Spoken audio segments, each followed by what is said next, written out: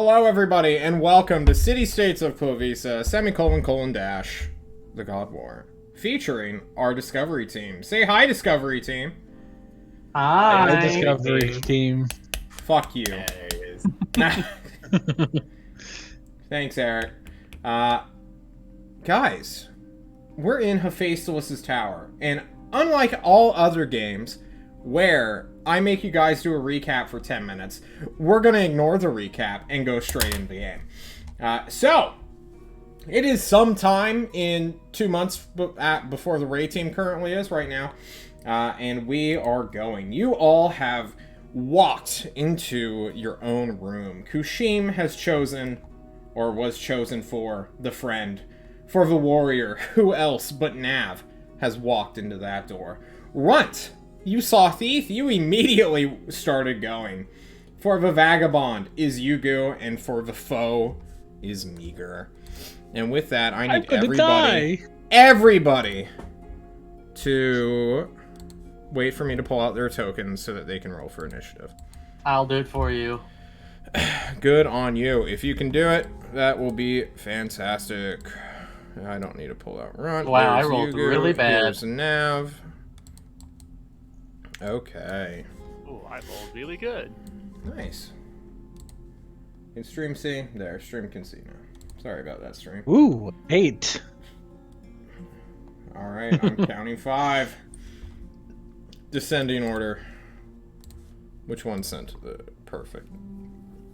We're gonna start with the vagabond. Vagabond boy, you enter.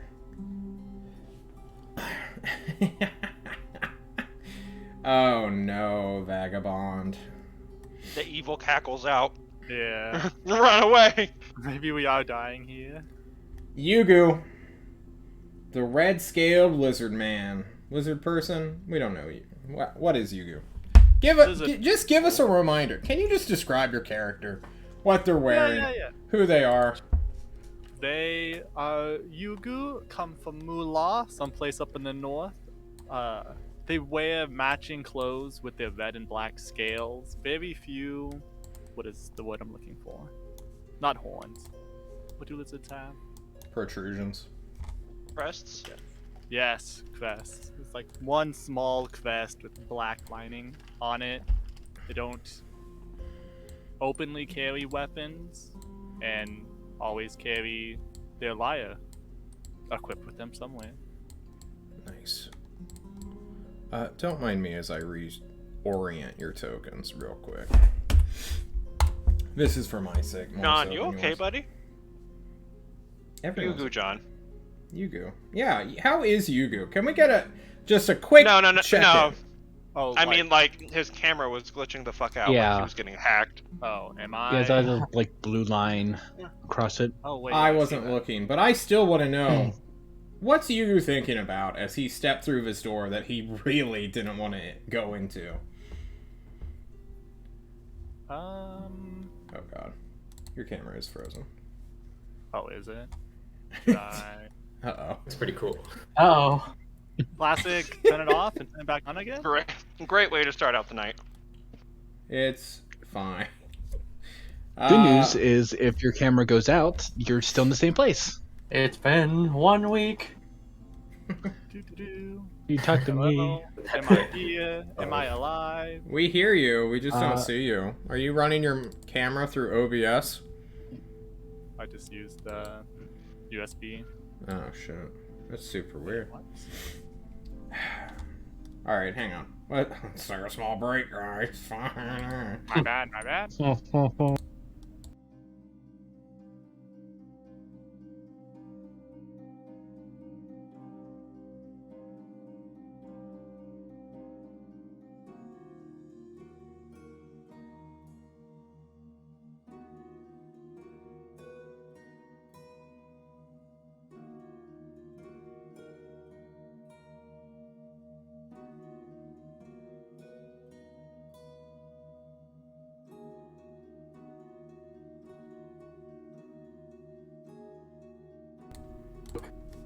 Thanks. Get the joke, but I knew it was a joke. Sorry, I was doing something else, and I like heard the joke and I'm like, nice, but I didn't laugh. I just want you to know that I said nice to myself in my head. Okay, you guys don't get to we're hear back, by the jokes, way. Yeah. Yugu, what's going through your mind as you were forced through this door since your new teammates took all the other ones that you could have gone through? You know, I don't even know what a vagabond is, honestly. They just told me to go through here. Probably everyone dies. This death tower, they separated us. This is a murder tube, and I have signed up for it. A murder tube, he says. I like that. A fucking murder tube. Well then, Mr. Vagabond, you step through the door, and it is nothing like you imagine. The first thing you notice as you come into this door is sunlight is there, streaming from side windows, side panels. And you know that can't be the case. You took one of the middle hallways, right? If anything, it should be darkest here. There should be no windows. But you see windows coming from vaguely similar or familiar holes, windows. These portholes that would be installed in a reinforced structure, much like the bunker that is very popular in Moolah. What do you do, Mr. Vagabond? Can I quickly... I don't have anything long or pointy. I'm just gonna search the ground and the walls. Not the walls. Definitely the ground and maybe the ceiling to see if I notice any traps. You find no traps. Instead, you find panels. Paneled flooring, which is somewhat riveted into the foundations of this tunnel? This hallway? Can I... Yugu, you're getting a sickening sensation that as you continue to look forward at a bulkhead door similar to like a vessel, like a navy vessel or an airship vessel, you are in a bunker, just like you were back home. Can I walk up to the first set of portholes I see and looking through them?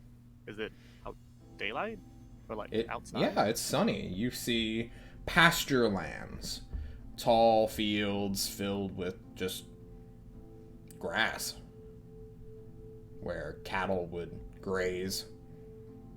These big ranch style properties, once again reminding you of home. Can I stick my hand through the window or try and open it some way? No.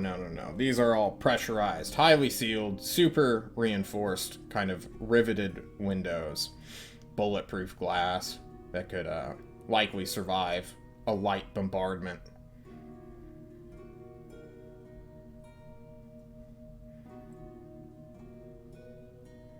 I wonder what this Mr. Fesculus wants with me now.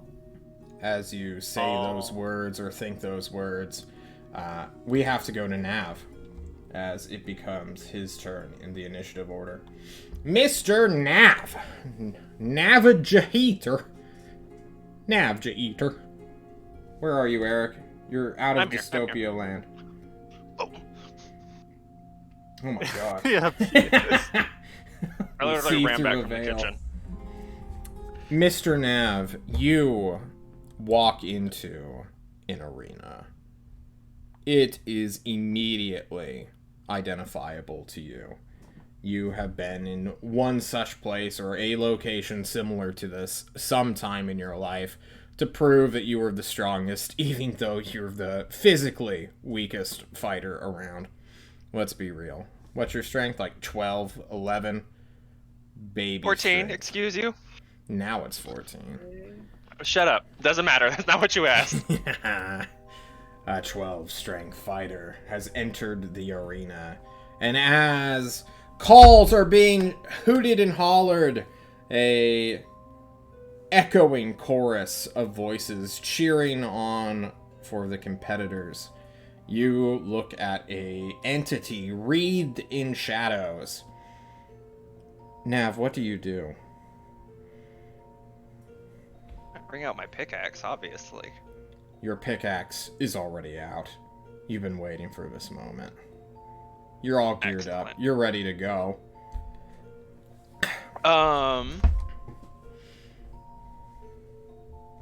Then I'm gonna cast Blur on myself. You cast Blur on yourself. Okay. The creature readies an action. For the purposes of this combat, Mr. Warrior, you two, since no one else can interact with each other, you're in technically a separate combat phase, but you're sharing the same initiative as everybody. So it's just going to act immediately after you. I'm just going to let you win initiative for the purposes of this, so I don't need to fuck with the turn order more. I gotcha. Next up is Kushim. As a warrior casts a spell, the friend walks into a fanciful room. Kushim, before you is maybe a 30 by 30 cube with a 8 to 10 foot ceiling. In front of you directly is a lounge chair, which looks super soft, super comfortable, with heavy cushions and one of those big headrests.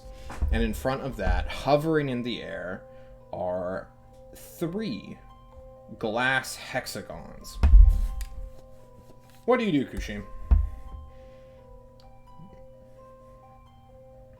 I'm going to see if I can identify... Do I recognize how old this trappings seem to be? Is it modern or... It is not modern, no. But it sure as shit looks comfortable. Gonna sort of approach these glass hexagons, keep a bit of space, and have a look, see if there's anything about them. As you approach, not taking a seat, but looking at the hexagon, you get within about 2 feet of it when they activate. And they reveal 3 separate scenes. One is a red lizardman walking through a bunker, or at least a heavily armored hallway or corridor, currently peeking out of light. The next one, I suppose they're in a little V formation, so left, up, and then right, is Nav, the armored, 4-eyed humanoid warrior that you have been partying with for so long. He has just drawn his pickaxe and has casted a spell on himself, going all blurry as he prepares for combat. And the last person you see is a little hobbit staring at something I shall describe in a bit. Because he rolled like shit. Sorry. Get right.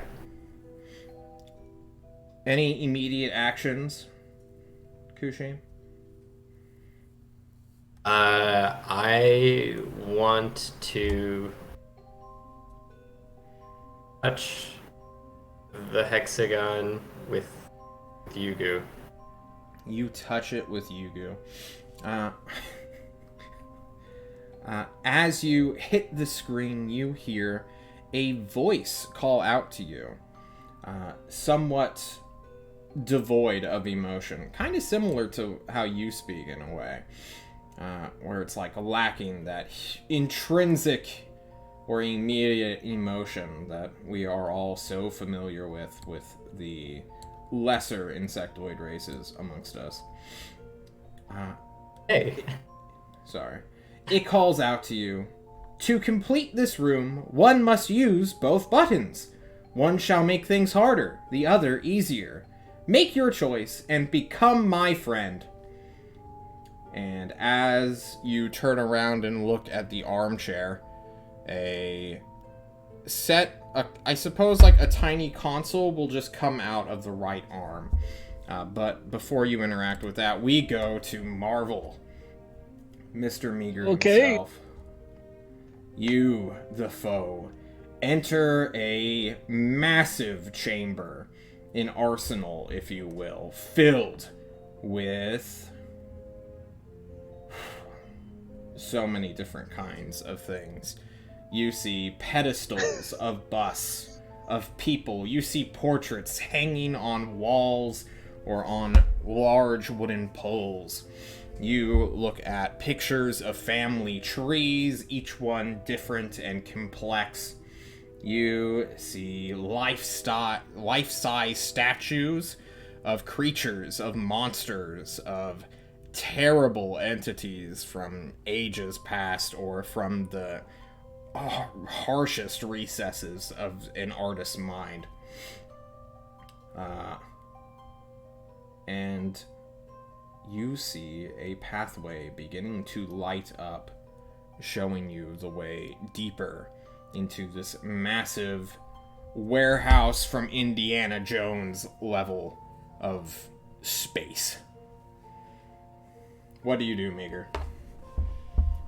Meager immediately sees the pathway, looks around.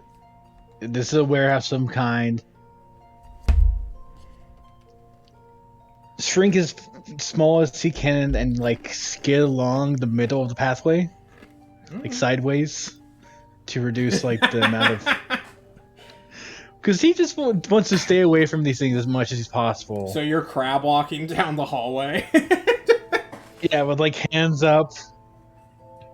Okay. He knows he's the foe, so like maybe they'll not strike me while I'm have like the universal sign of I give up. I'm your enemy, but also don't kill me. I need a monologue. Oof. You begin looking at all these statues, turning your back to one entire half of the room as you begin to scuttle down. And Put it we like that. go to our final contestant. No, not really a contestant, but he's gonna feel like he's in a game show. Oh no, God, please.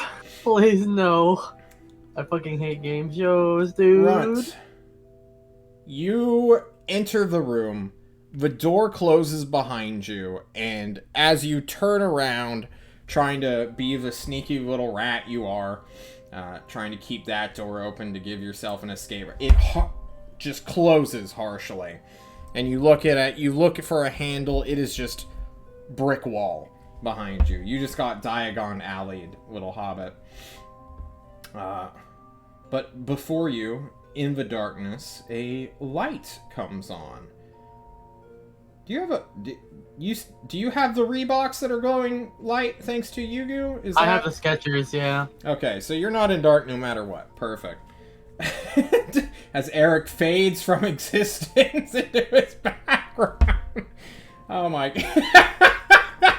Hey, if you just put your head there, you literally vanish. That's so fucking great. Mr. Hobbiton, you see a door, but this door is unlike any you've seen before. It has no handle. Instead, it comes as... Oh, fuck. John, how do I even describe this? I suppose you see a vertical set of puzzles that are all lined up from the midsection of the door all the way down to the lower midsection. So this entire centerpiece of the door just has puzzle, puzzle, puzzle, puzzle, puzzle, puzzle for a total of 6 puzzles.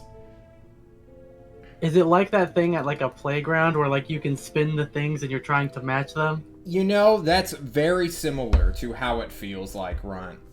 Which is surprising that you would know that for a guy who grew up in a constant rainstorm or in a marsh. I can't remember. So, for you, we need to do things a little bit differently.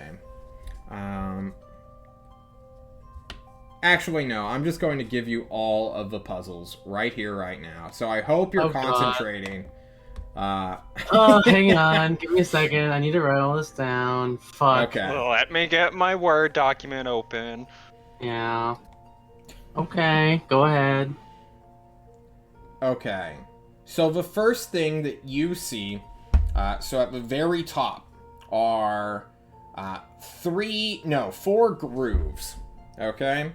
They are like cutouts that just go into void space where you can stick your finger in it and like feel nothing behind it. One is in the shape of a star, followed by a triangle, followed by a circle, followed by a square. What the fuck? The second puzzle below that one. Oh my god.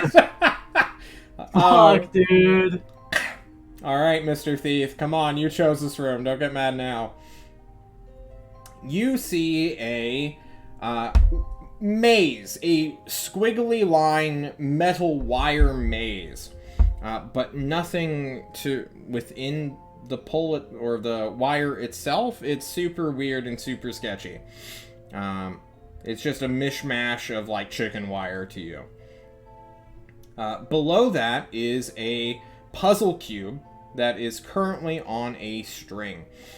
You see all of these tiny cubes that make this puzzle cube. Think of a Rubik's Cube, but like 15 more rows and layers. So, pretty impossible to open. Well, maybe if you're a god, you could open it. Next up is regular earphone cables that have been tangled up. That's it. That's all they are. They're like... they would go to like an old CD player. They're, just wrapped like someone stuck it in the pocket and then was ferried to become wrapped. I'm looking at people's reactions. I'm sorry. What the fuck am I supposed to do? There is a gelatinous meat pentagon after that. It just this gross little geometric shape made out of like some sort of meat. And then finally is a handle with a tiny little, I suppose like pinpoint, like needle of a hole within it. And only a thief would truly notice that. Just like a pin. Okay. Alright, you look at this, and can I get a perception check from you, Mr. Runt? Okay.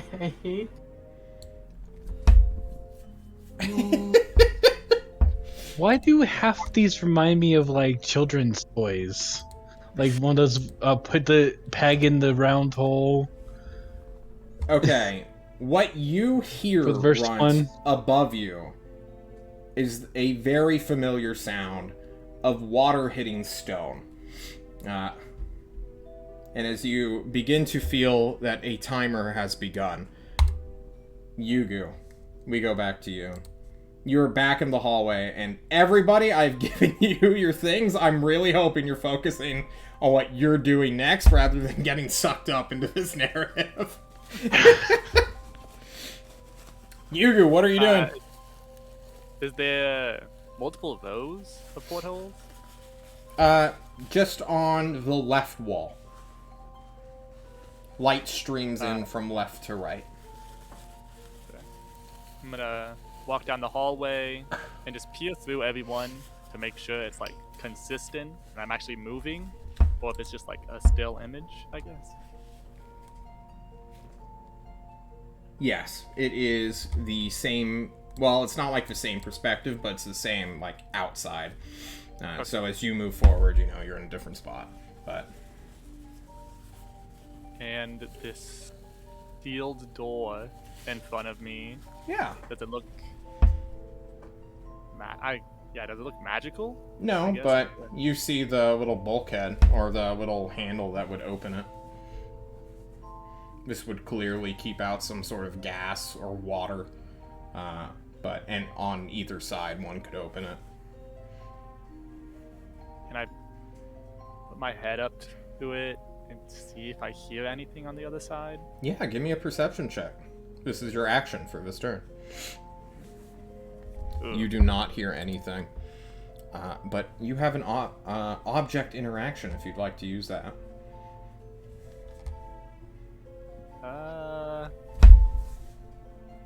I will just wait. You I don't wait. hear anything. Okay. Mr. Vagabond waits. As it becomes Nav's turn, Nav, this thing has readied an action. With its, I guess, weird, shadowy weapon.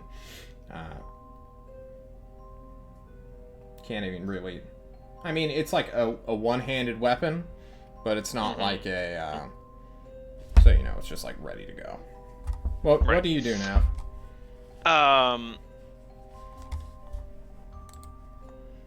Can I walk forward while I prepare to dodge? Yeah. Dodging's an action. Okay, I didn't know if you had to be still for... But to you be a are thing. blurred, so... Do you want to dodge?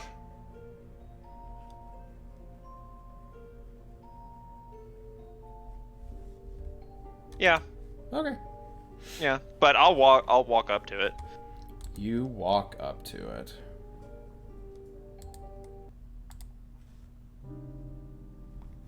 You walk up to it, and it approaches you. You are staring into two shadowy eyes, voids of darkness as you move up. It not being the first one to strike at you.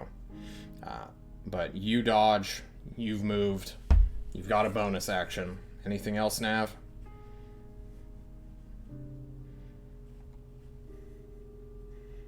I think...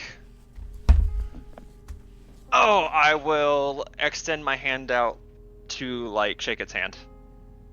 And whatever equates to that. Alright, you have a shield strapped to your arm and a war pick in the other hand. How do you do this? Describe this to me.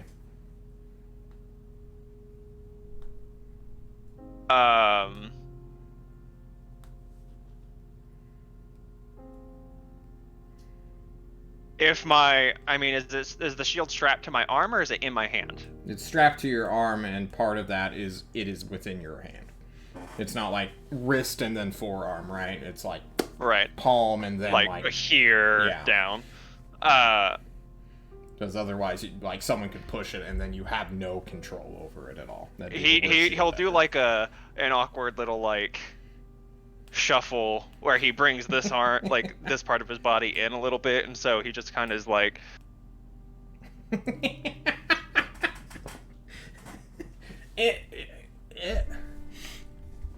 You offer a friendly handshake as Kushim, you, not sitting in the chair just yet, see a green and red button. One says harm, one says help. In clear, well, I mean, it doesn't matter what language it would read as since you comprehend language. But there are 3 glowing hexagonal glass pieces which you are viewing your friends through. Nav is now doing a weird handshake. Yugu is staring at a door, and Runt is looking up at the ceiling. What would you like to do, Kushim? I press help and I tap Runt's hexagon. Okay. You do so. Beep boop. You hear. And his hexagon glows green. Like the outer line. Yeah, like the weird metallic, mirrory metal that surrounds this thing shines green. The button, you click it, and it just immediately sinks into the chair's arm, leaving only one other.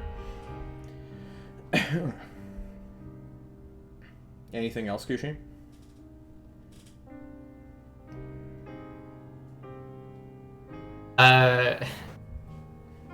Do you have a command interface? friend? A face to this? You call out. Mr. Meager, we go to you. You are crab walking through a hallway, passing statues at a rate of 30 feet per 6 seconds. We cannot hear you.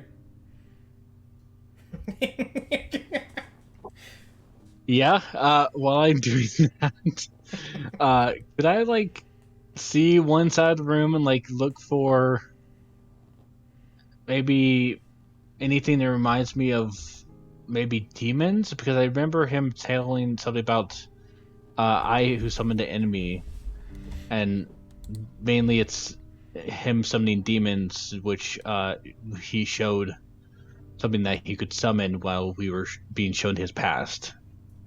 What does what does Meager think a demon is? Like, what would be the, like, okay, I see some crazy ass statues here. They all look kind of fucky. What would be the big tell of, like, oh yeah, that's a demon?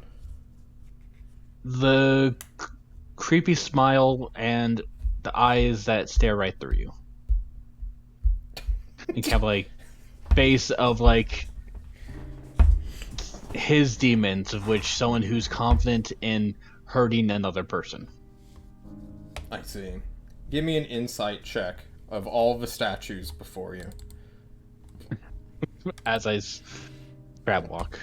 As you crab walk, looking at both Natural sides. 20. Oh yeah. Buddy, my friend, you are looking for all of the creatures that want to hurt someone, who would be more than overjoyed to hurt and kill and maim, and every single statue before you is giving that vibe off, Meager. Not at you, though. For all the statues, all the portraits, even the family trees are somewhat radiating hostility. But they are pointed forward, down, the way you are going. And I'm going to start dashing down there. You fucking bookhead! Yeah. Unfortunately, that insight check was your action. You move 30 feet down. And we go to Runt. Mr. Runt. Before you do anything, John has to tell you something. Yeah? John looks at what happens when this section is pressed for help. God bless you. Eliminates 3 of the puzzles. No. It eliminates 2 of the puzzles. The first one... God bless. The first one that is undone is the earphone cables. They... And immediately the little headphones at the end begin to play a music as though it was a water hose freeing water. Visible notes begin to pop out, and you're like, what? This is a very weird thing. And as you see the music, you watch as these symbols become star-shaped, pyramid-shaped, a spherical shape, and then a cubic shape, flow out of the headphones and fly directly into their correlating pieces. And this, as you watch the weird little plank with like negative space inside, begins to fold into a actual cube, in a lockbox, if you will, which just has one of those crappy little flip down things that like secure it but doesn't like really lock the lockbox. And John will mark those 2 puzzles done. So that was the earphones and the very first one? Yes. Okay. You still have your action, your movement, your bonus action. Yeah. I'm gonna look at the handle with the pinpoint needle hole, the very bottom one. Yep. Does it look like it can be lockpicked? No. It doesn't even look like it has a real lock on it. Okay. Like, there's no, like, insertion. It's just that little fucking needle thing. I didn't think so. Yeah.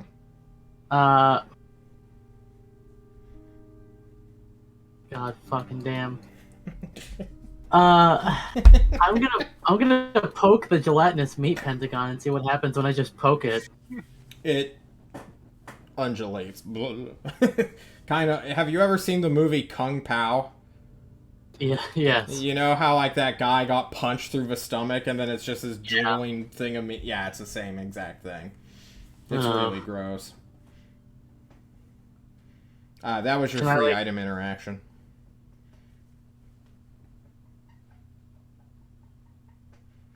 Fuck. Okay, can I try and mess with this weird fucking Rubik's Cube? Yeah.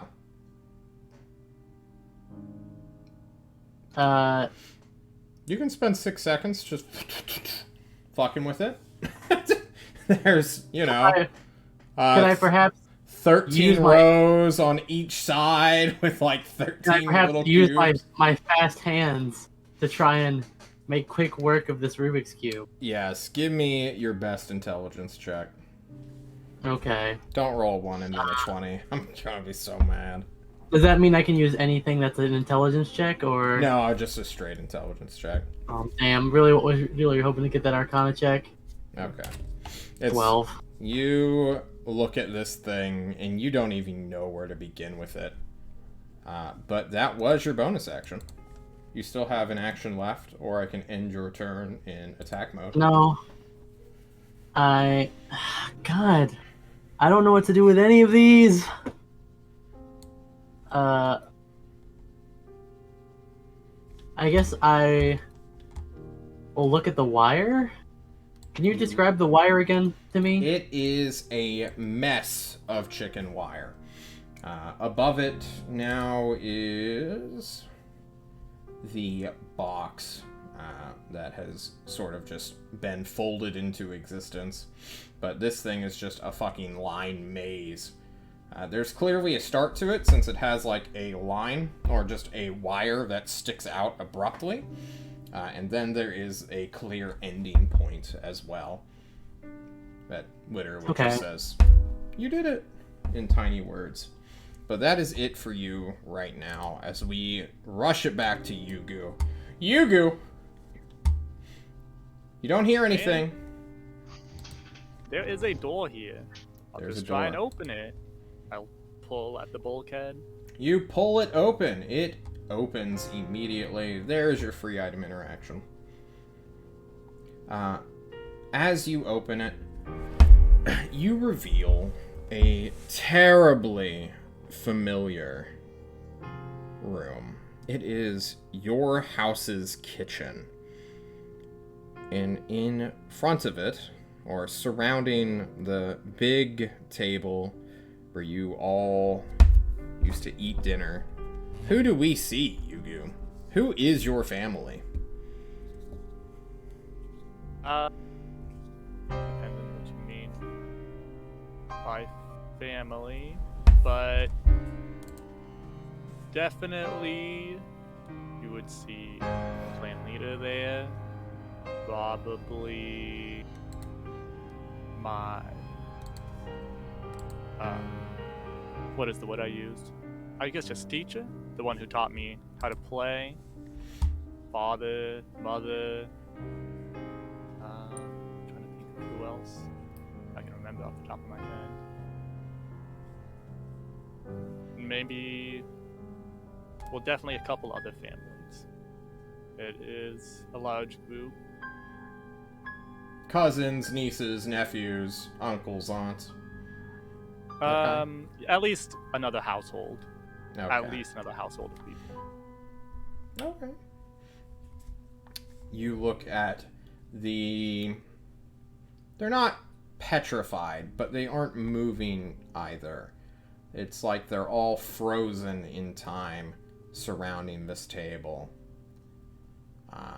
As if it was just a normal day. Above them, though, that says, "Home is where the heart is," towards the front door. Front door, the first bulkhead that leads to a ladder which climbs to the bunker's exit. The safest way in and out. Yeah. You see, instead of "home is where the heart is," look at what the vagabond must abandon.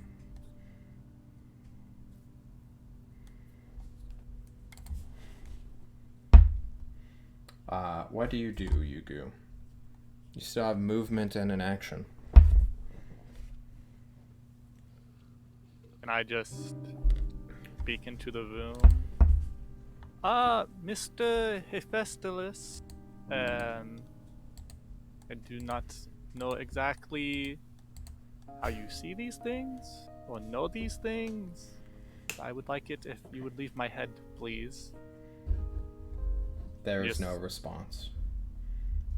Walk across the room and look at the sign.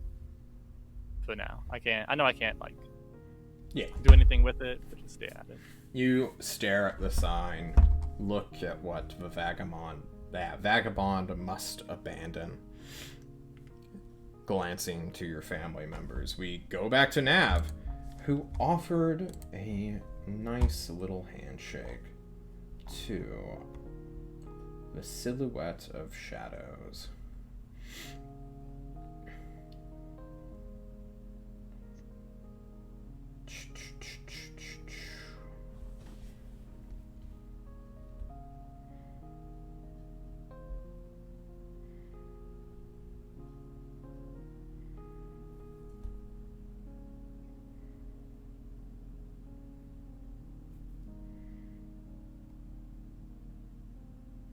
Nav, what are you thinking about? What's your reasoning for doing this? Your armor, of course, challenge the first seal. Let's remember that real quick. Right. For Nav, what's his thought process?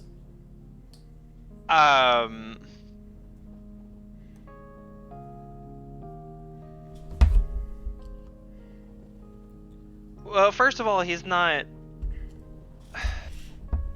He's not invading another government and committing war crimes this time, or in the wilds getting attacked by shit. Like, this is an arena.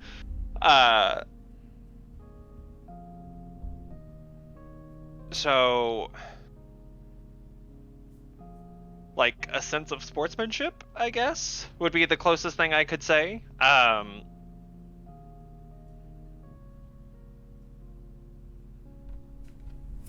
And honestly, Nab's all for the fight, but it's kind of refreshing that it's not just instantly I'm gonna try and kill you.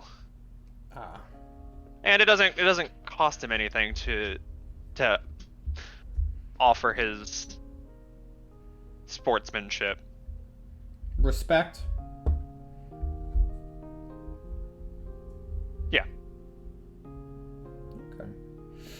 You offer your hand to this creature, and the entity, shadowed as it is, vague as it is, seeming to be blurry in some kind of way, or shrouded, I suppose, will reach its hand out for your own.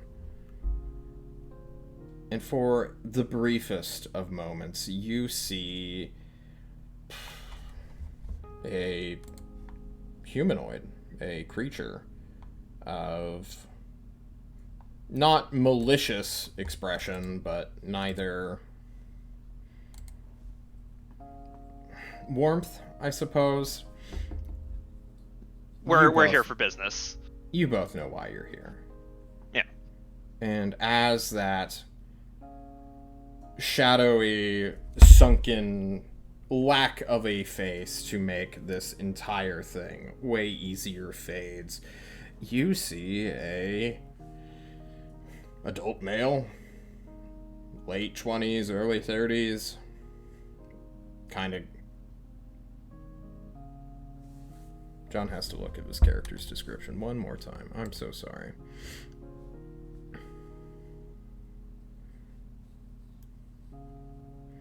Of human-ish qualities, I suppose is what we'll say.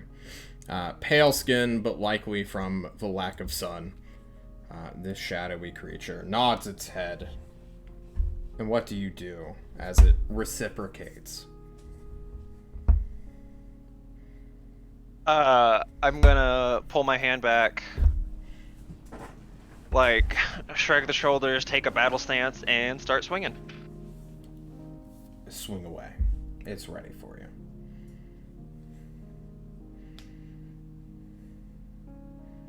A 12 and a 14 won't do it. It is too fast, too armored. You hear some kind of dull thud as your war pick harmlessly glints off its supposed armor beneath. And as you swing at it, it will swing back at you. What is your AC, sir? I know it's ridiculous, but let's hear it anyway. 21. Jesus Christ. Let me look at this thing's modifiers to hit. Okay. A natural 1. Followed by a natural 5. It swings out. You hit it. It strikes at you. But neither one of you come close to hitting it or hitting each other. It looks like this fight is going to be a fun one, Nav. One that is long and arduous. Kushim!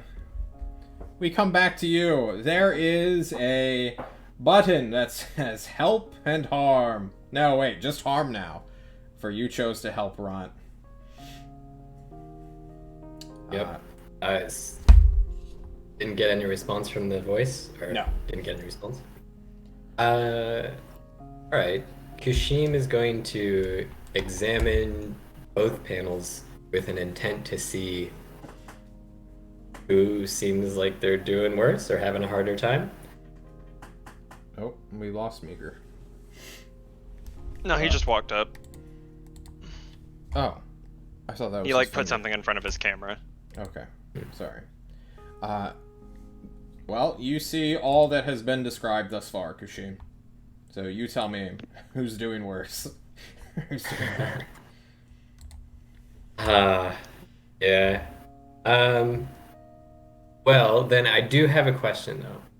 And this is for Yugu, because it's about what's going on in their face. So, what does their face look like? Are you happy, sad, or just, like, neutral?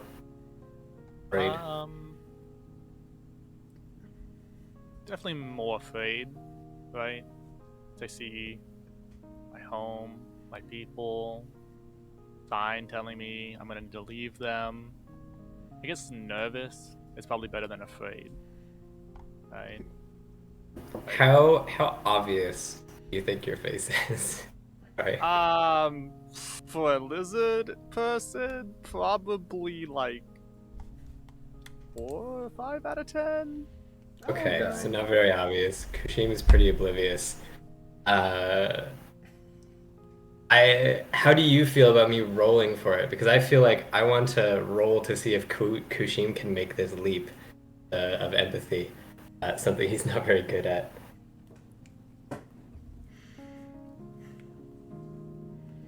Is that to me? To John? Yeah, that's to you. I'm gonna let you handle this. If you want to take it by chance and roll a 50-50, or if you know what you're gonna do and are just looking for an excuse to do it, go ahead and take I want to that see one. if just I want to like see if one Kushim. If Kushim, I think Kushim's background information is like, Yugu doesn't want to be here. Yugu's scared. If anything, he doesn't want to make things harder, and I can't really think, it's gonna be good. Nav is doing what they're doing. If it's gonna be harder, if anyone would ask for it to be harder, it would be Nav, Oh, yeah. right? So we just let's Let's see what. Let's see. Ooh. Hoshim thinks Yugu's doing fine. Has absolutely no worries. It's gonna hit the harm on Yugu. I'm sorry. Yugu. Okay, we'll get to Yugu. You're committing Yugu is harmed, right? Yep. Let me just go ahead and turn all of his text to a bright red, real quick. Oh. Sorry, John. Don't worry, John. You John tried. will kill me. Oh, Johns. You hit it, and as you do, a voice calls out to you, Kushim. You've done it! In a very happy, joyful tone, and then says, "Get on the chair!" Get on a chair. You take a seat on the chair. But we'll come back to you as that chair starts to rumble. Mr. Meager, you are back. We are back to you. You are in this warehouse of statues, portraits, pictures, all sorts of things. Sprinting down the hall. And you've just dashed 60 feet. You're nowhere close to the end, buddy. Is there any way to speed this up? Because you were just passing statues, busts, portraits. So many individuals. I don't have anything, like, at all. Like, I don't even have Misty Step prepared. I'm just going to Okay. run as fast as possible. I don't have haste. Mm-hmm. I don't have anything that could actually help me in this situation. But surely, next time when we have some downtime, wink, I will try to We'll get This in to mind. other bullshit later. You run. Is there anything else you can do at all or want to do? Or should we just say Meager runs for... Is there any point that he would stop to not run? Not really, because the direction where the statues is going to most enmity is down there, and Okay. that's where enemy or the foe is supposed to be. Okay. Runt, we come back to you, and now you realize the room is starting to fill with water. Yeah. It took a little while. It's only an inch right now, but it is on your shoes. To give you a updated list once more, there is a wooden box with a unlocked latch. There is that weird chicken wire mesh maze, like line maze. There is a puzzle cube. There is a meaty pentagon. And then there is the doorknob with the little needle thing. What's in the box? You flip open the box. And you find a little stick wand that has a little circle at the very end of it. Can That I could easily encompass a wire. I'm gonna use that to try and encompass the wire maze. Okay. How are you doing this? Are you just like... Basically, what I was gonna do before, if the box didn't work out, was he was gonna take out his 10-foot pole, take the wire, and just start wrapping it around his 10-foot pole. But now that he has a little wand, he's gonna do that instead, and just like Okay. someone for how we would roll up a cord. That's basically how he's gonna do that around the wand. Okay. I need a sleight of hand check from you. Because every You got time it. you hit this wire, it is going to shock you. Sleight of hand, he says. Yes. Oh my god. You... Yeah, that's a natural 19. This is no challenge. Your hands are so still. You're like, this fucking thing. And then you just neatly move the wand all throughout a pattern. And for a brief moment, Runt, you feel like you just casted a spell. And you feel all tingly in your spine, and you're like, oh love my being able god, to do did that. this thing show me a somatic component? Or is this your expertise in Arcana? Actually, yeah, give me expertise in Arcana. Let's see it. Ooh. Ooh, A finally. You still haven't rolled above a 15 on the die for Arcana. True. But you roll good enough, and you feel like you just casted a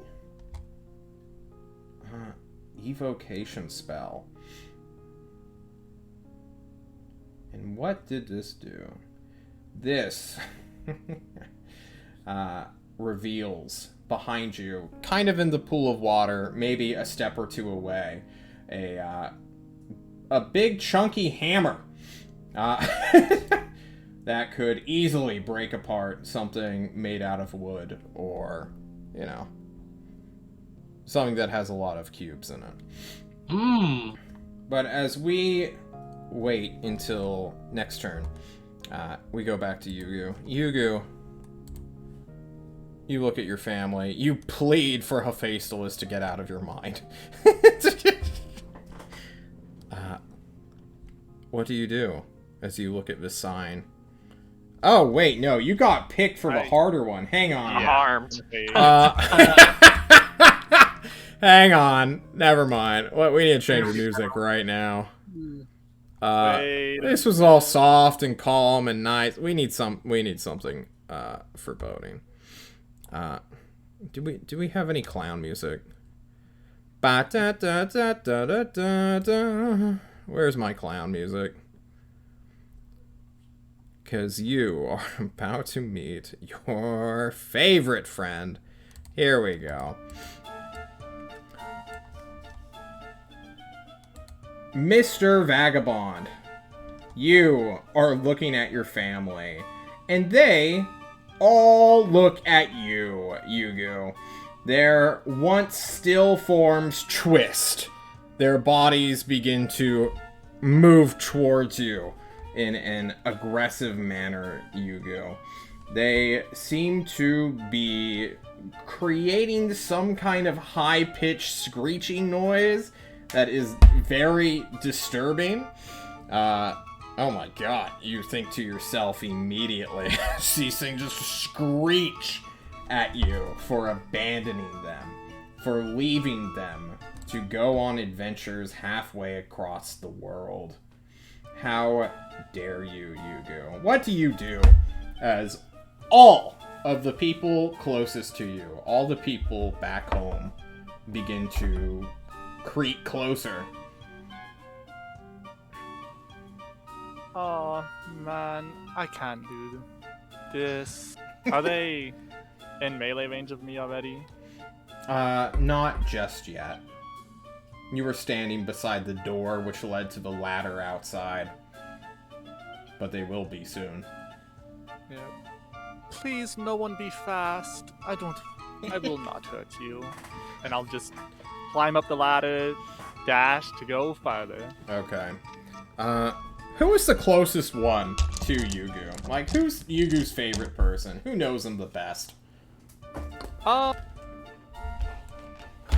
My favorite person? Yeah. Who does Yugu love the most? How about that? Probably my instructor, Kre. Kre? The person who taught me how to play music, you know, cast magic. Just my teacher. Yugu, you start climbing up this ladder, and your teacher, Kre, leaps upon your, I guess, leg, trying to pull you back down. Yugu, you have to do something to get him off of you. Not hurting you, I will bonus action cast Misty Step. You Misty Step all the way up to the top of the ladder. As we all know, Misty Step, you have to choose a point in space, so you choose the top part of the ladder and immediately reach out, catching the top. Because you can't, see the exit, right? Okay, I was about to ask if I could see the... Yeah. If you're in a pit looking up, there's no way you can see the ground above you. But you can see the sky fall a little bit and catch yourself.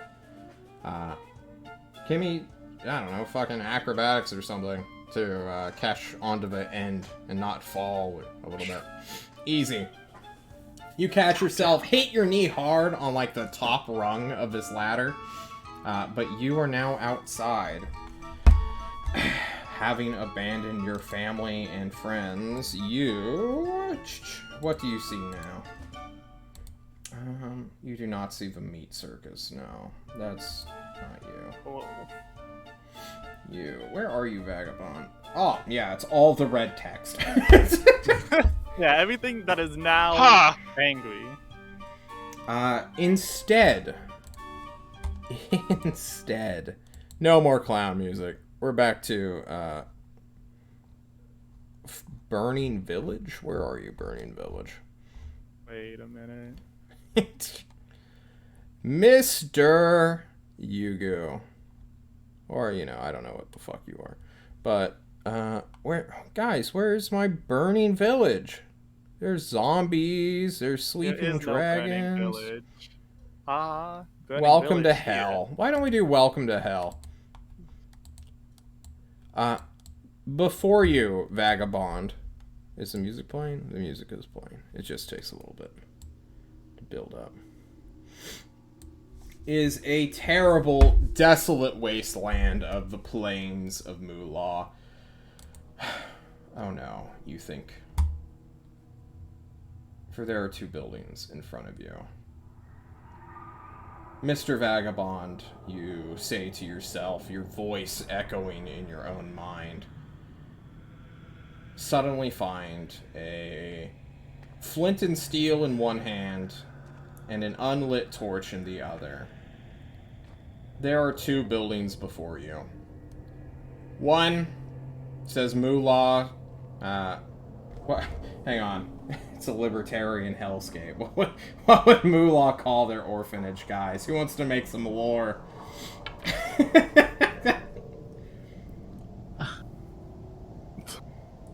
Unmatched children's facility. I was gonna say, where'd the lonely children go?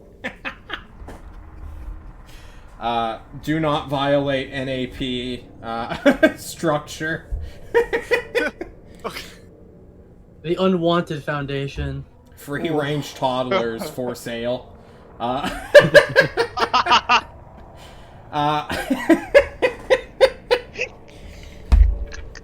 Welcome to Libertarian Hellscapes, boys. You see the local orphanage where someone can buy a child,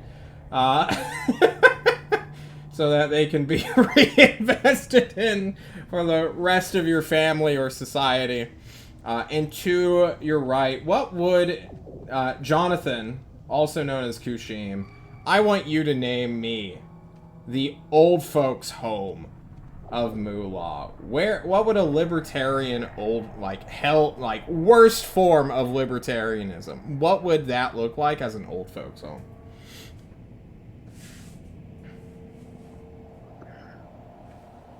Built containment facility. Ooh. Can you say that one more time? Guilt containment facility. The guilt containment facility, Yugu, is what you see. So free-range toddlers and the guilt. Oh man. You see these structures, you look at the torch in your hand, and you hear a voice in your head. The vagabond must choose.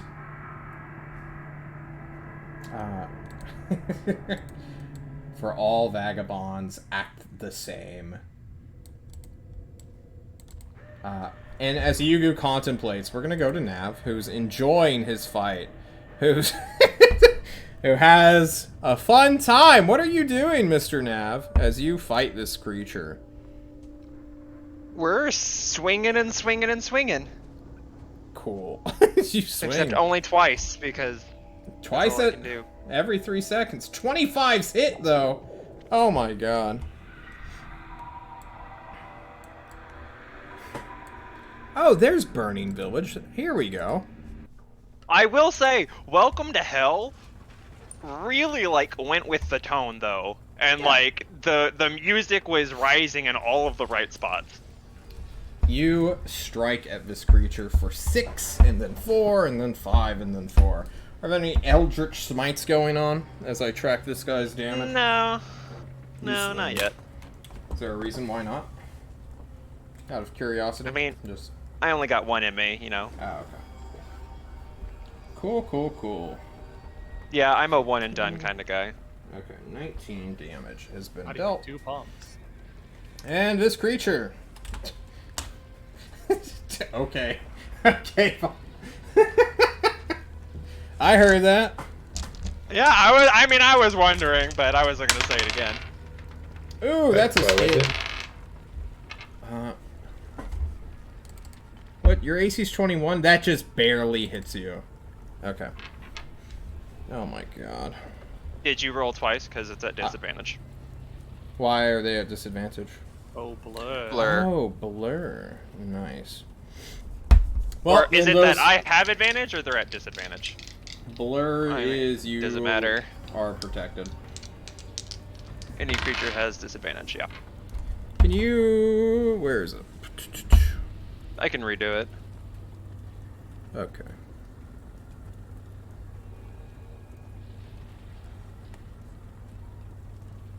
Cool.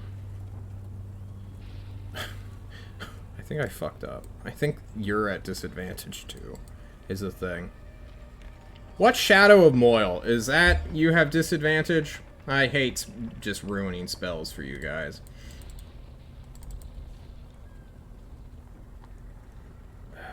I don't actually know. I don't Yeah, know. I've Let me- not. let's I check. don't I've know. literally never. I've heard of never, this spell. I haven't either. God damn it.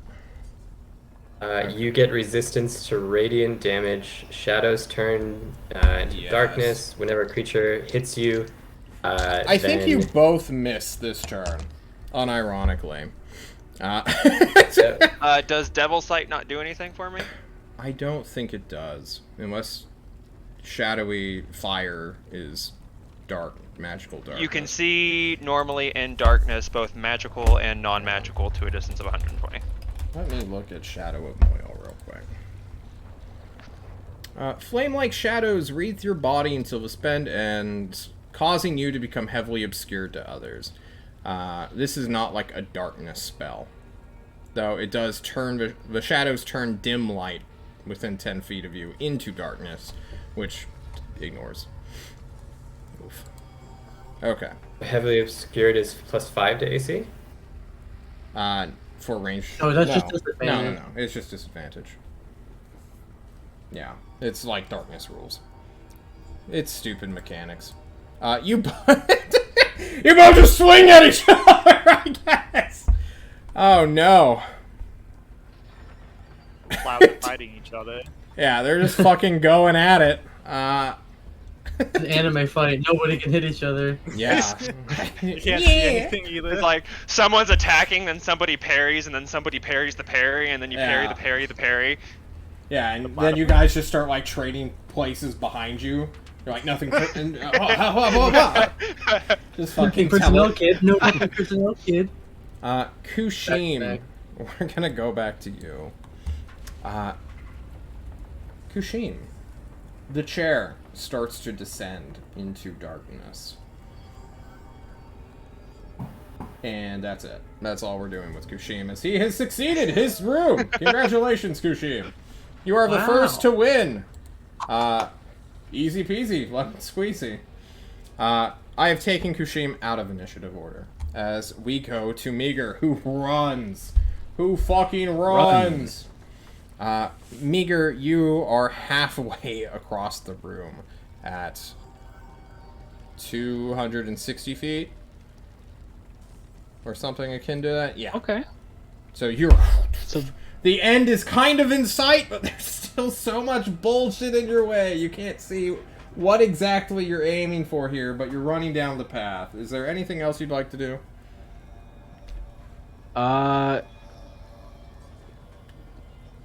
can I like free option that object under action, like get out my water skin, drink a little bit, put back?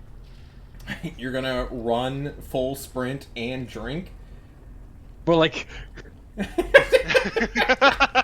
Water just hits your face. You've got like 3 more turns of running. I'm sorry.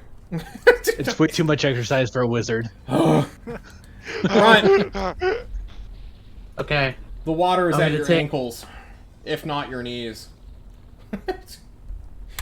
Yeah, I am 3 feet tall, You're a hobbit. but I'm gonna grab that hammer. I'm gonna try and smash the cubes. Give me a goddamn attack roll with strength. Uh-oh. That's just gonna be a strength roll, unless you are gonna give me proficiency. Are you proficient with simple melee weapons? Yes. Yes, I am. Then you may have proficiency. Alright. Anybody not proficient with simple melee? That's a Wizards. 17. A 17 I'm not. hits it true. You smack it. It's 15 AC being cleared. Roll for damage. Let's see how much you fucked this thing up. Is it just my strength modifier? Yeah, plus 1d6. Oh, then it's just gonna be 1d6. Bop. Okay, you beat its 1 HP. Oh, okay. Yeah, you know, it's just a small little piece of wood that's like held together. It has moving pieces. You I fucking- slap it. Like Gallagher it like a watermelon, just smash it.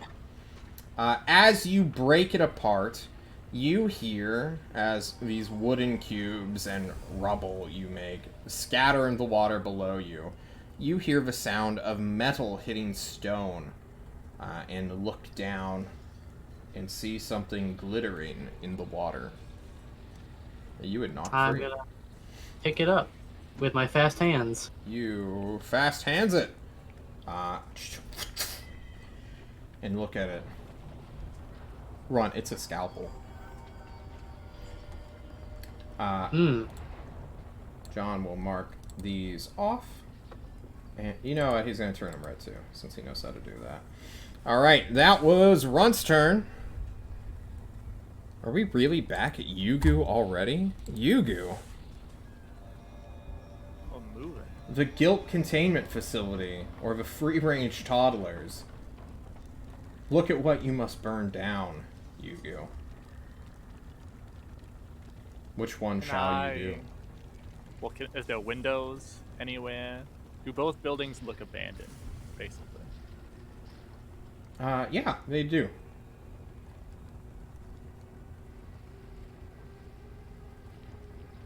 I'll light the torch and throw it to the guilt containment facility. You choose the elderly. Yugu! You light up the torch. You look at the free toddler range. Free range toddlers. Oh my god. Fucking rumble roar in the chat. You turn away. Is there a reason why you choose the elderly more so than the future generation? If it was a home for the elderly, it means they're being taken care of already. Where the the orphanage, it can be, you know, from like very young to middling in age to maybe even like young adults. They might, I don't know, save me someday. The old people I need to save them already.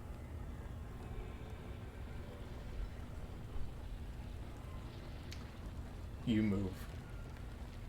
You are next to the building. I need you to commit to an action of lighting it on fire. I look through the windows one more time. They look empty, right? There's a thin veil of darkness that shields you from looking inside, truly. Or maybe they're just curtains. Easily flammable curtains, Hugo. I'll go ahead and use the tinderbox to light the torch and put it up to these curtains. As if soaked by gasoline, they ignite immediately.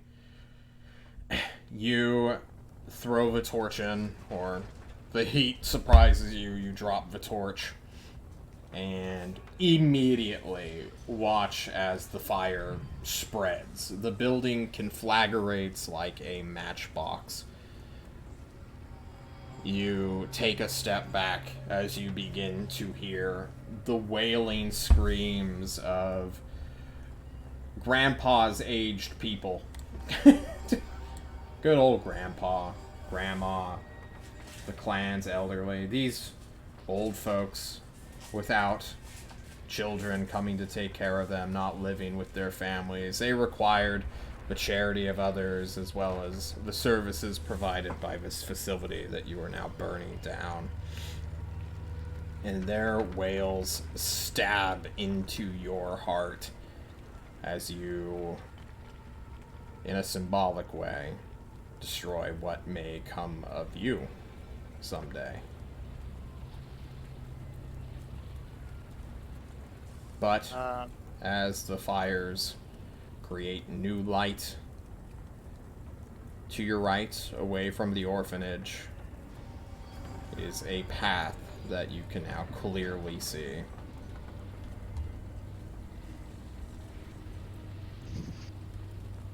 Because before you said it was like the desolate wasteland. Is this Yeah. like a trail or a tunnel? I suppose it would be more like a cylindrical tunnel with like a road just sort of shooting through the center.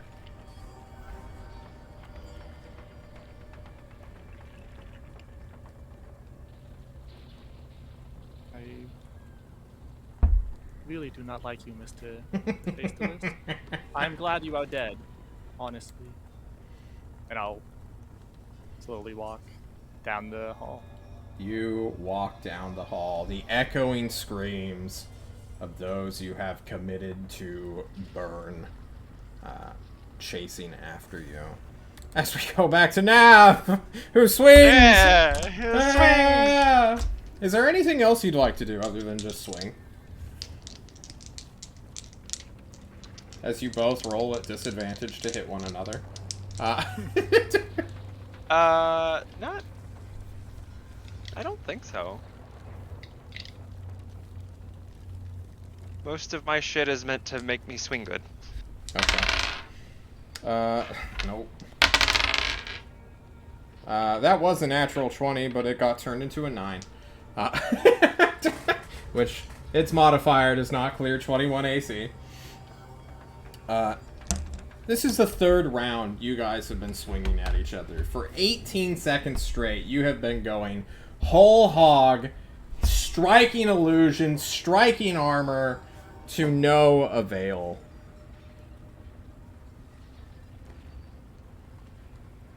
What's going through your mind right now, Nav?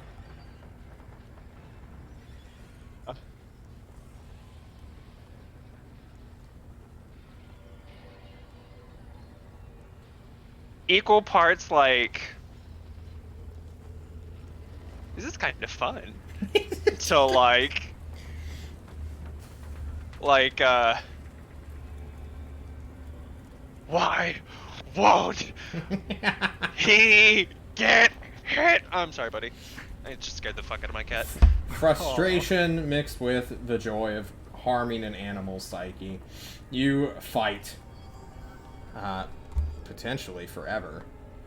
And we go back to Marvel, since Kushim is waiting for you guys to finish your puzzles. Mika, darling! What are you doing? You're running. Alright, you run. We go back. We go back to Runt as Mika just sprints. 2 more turns, Mr. Marvel, and then you will see something that may change your actions. Runt, you have a scalpel in your hand. You look at the meeting pentagon. Yep. I'm gonna try and open it up.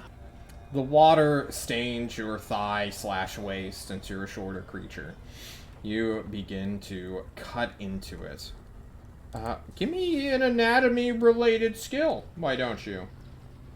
Would sleight of hand work with trying to cut this precisely with the scalpel. I think you're gonna cut it precisely no matter what. You're a dexterous fighter. So, Okay.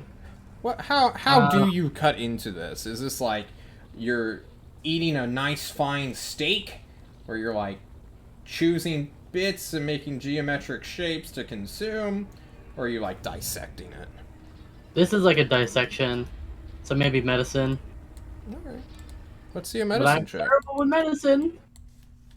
That's You a 9. carve into this meaty pentagon, and it begins to ooze out this brownish blood. Blech. Yeah. It's super gross. It takes you up to, well, basically the end of your turn, just cutting into this thing. But you will strike metal at some point, within close to the center, but a little off, a little to the left. You will find a sewing needle. I will grab it and wait for my next turn. I think Perfect. that's all I can do. You're back in the tunnel. John looks at the final thing you need to do. Alright, this turn is a question turn. Yugu. You're here in some crazy-ass tower. You're dealing with illusions or hallucinations, or you're tripping balls right now. What brought you here? What was the motivation to leave home and come all the way here? Was it wanderlust? Was it boredom? What brought you here, Mr. Vagabond? The desire to make sure my family was safe from everything. I heard about this guy. Apparently he's like super awesome, takes over liches, controls whole town, you know. Eradicate spirit beasts by the handful. Maybe if I could get that guy to protect my family, man, nothing would ever Well, fight your family's us. in threaten us. Moolah, Yugu. Well, How can you protect taken them in. when they're on the other half of the continent? There has to be more than that, right? It could have just been, I am here to defend my home, and then you leave home, right? well, I have heard bards make good money, going around, traveling, seeing places. I think I'm pretty good at playing the instruments I know. Maybe I could see how good I was compared to other people. Power and money. At the end of the day, Yugu,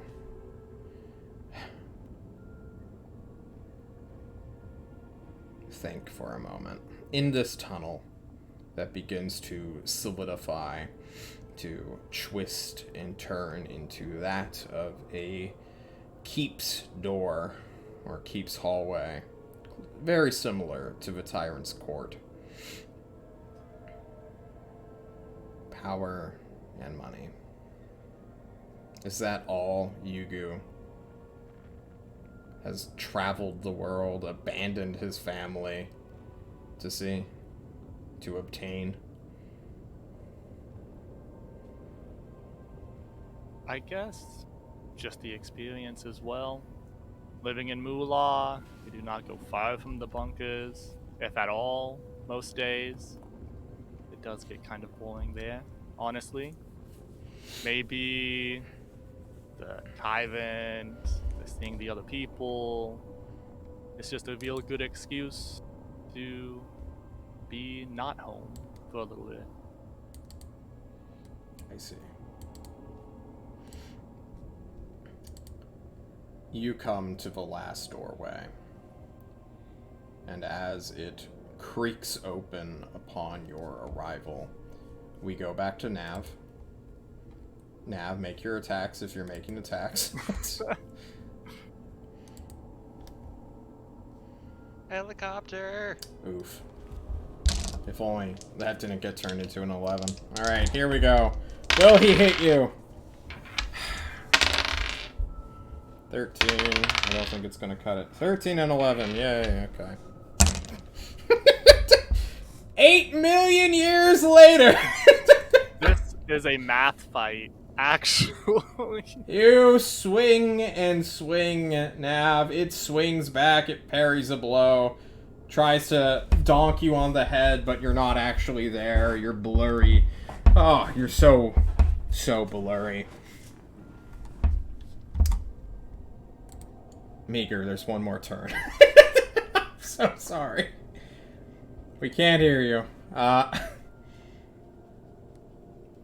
It doesn't matter. I'm running. You run.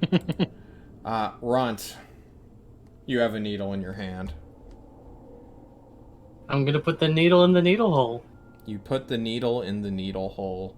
And very similar to the events that sucked you down into a maelstrom sewer, a door in space itself will open, the water flooding, dragging you out.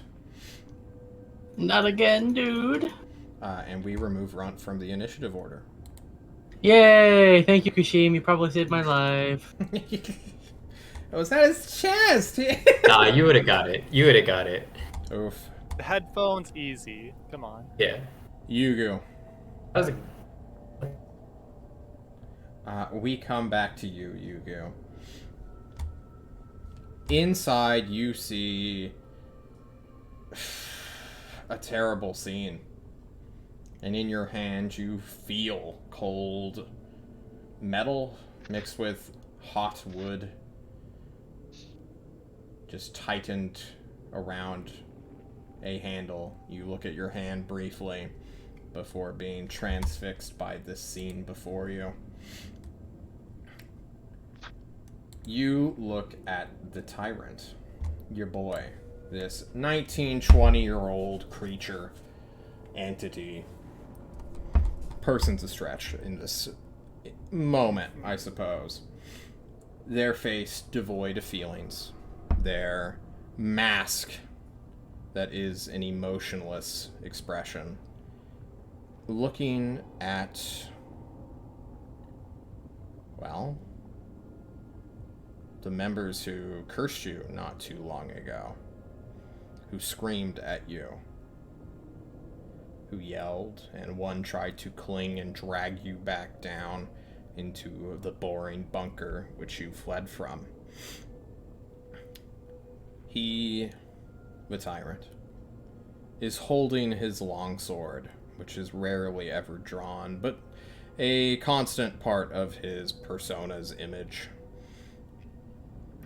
It is bloody, Yugu. And although he has not butchered your family, the same ones who you now see on the floor, their lifeblood leaking, there's only two left standing, looking at you. In your mind, through your own voice, you hear the words, "If power and money is what you seek, then you know what you must do. Become the vagabond."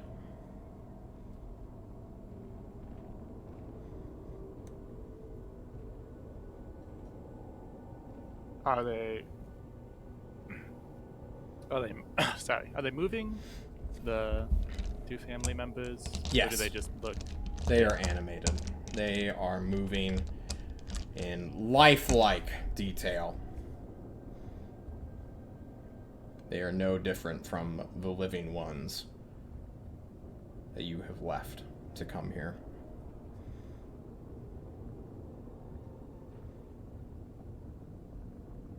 I am going to get down on my knees, put my head to the floor, and say, I know this is fake, but I still apologize.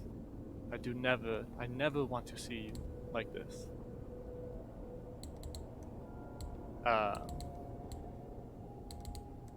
I will stand up, draw my dagger, and steady No. myself. You will not draw any dagger. In your hand, after you just burn 50% of your movement and cannot reach them at the end of this turn. Because you went prone. I fucking hate this fucking system. Inside your hand is a kitchen knife. It looks dull. It looks unthreatening. Well, I mean, it's still a tool. It still cuts into meat. But this is not a dagger designed to kill people instantly. This is not a weapon of war or for self-defense. This is a home implement in your hand. And any other sharp objects that you had once had are gone. You still have your loot, your arcane focus. Or, you know, the bardic focus, I suppose. But this is the only weapon you have.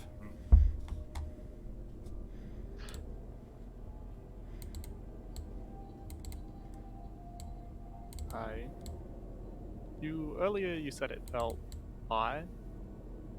I'm sorry? Earlier you said the knife felt hot in my hand. Yeah. The wooden portion seems to be collecting your body's natural heat, I suppose. But the cold steel that runs through it is cold, giving you this weird sensation in the palm of your hand.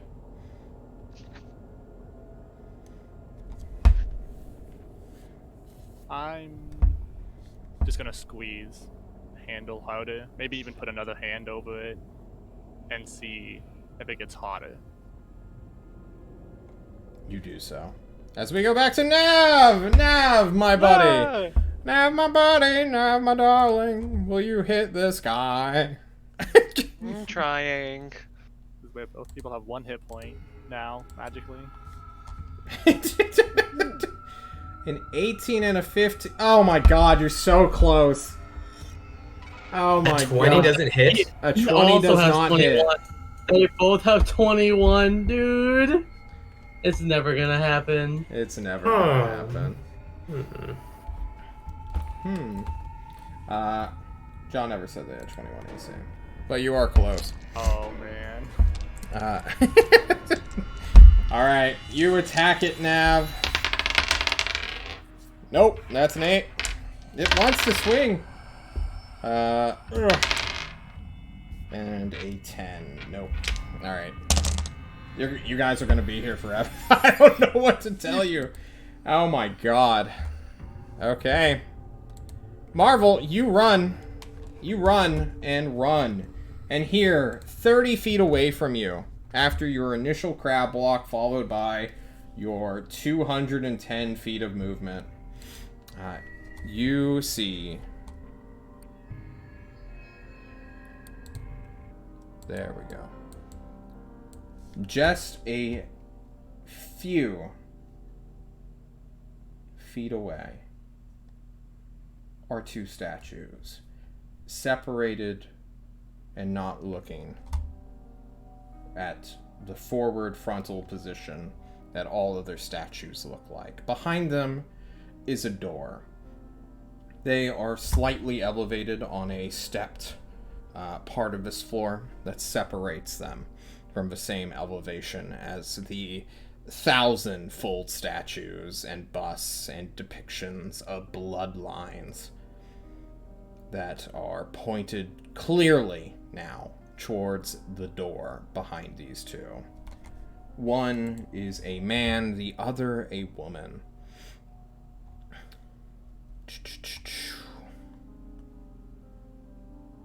How closely should I or how in detail do you want these statues, Mr. Meager? Do you stop and inspect them, or should I just, like, glance over their descriptions. I really wouldn't look into it more. Not that much, at least. Okay. Ooh, excuse me. You still have your action, but for the most part, the male appears to be slightly taller than yourself. He has scars that are clearly depicted on the marble that he has been carved from. The woman has a blindfold over her eyes with long hair that runs down all the way down her back. They are both dressed lightly. So one's in basically just pants and a shirt. The other one is in a toga-like robe or dress. So lots of folds, but with no like arm sleeves at all. The fuck is that, Eric? Do I recognize these from the descriptions I was told from my teammates of the party who came to his castle? No, this is not a penguin and a weird octopus-faced man. I don't know. I'm gonna take note of their appearance, but try to irk past them. You irk past them, spending your action to dash to the door, mechanically dash, not like full sprint. Yeah. You head to the door, but do not have enough movement or the action to open it. Object interaction? Not even that. Oh, okay. Yugu, we come back to you. The kitchen knife is in your hand.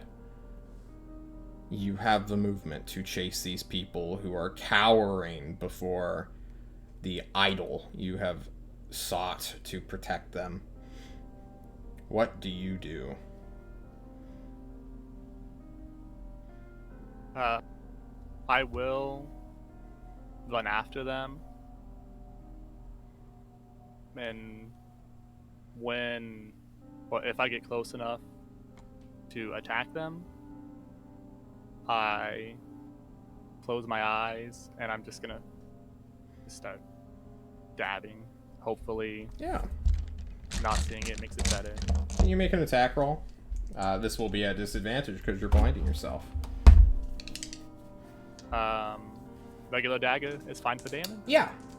It's fine. A 16 will hit an unarmored civilian, dealing 5 damage to them. Would you have started with a child or the old man first, your teacher?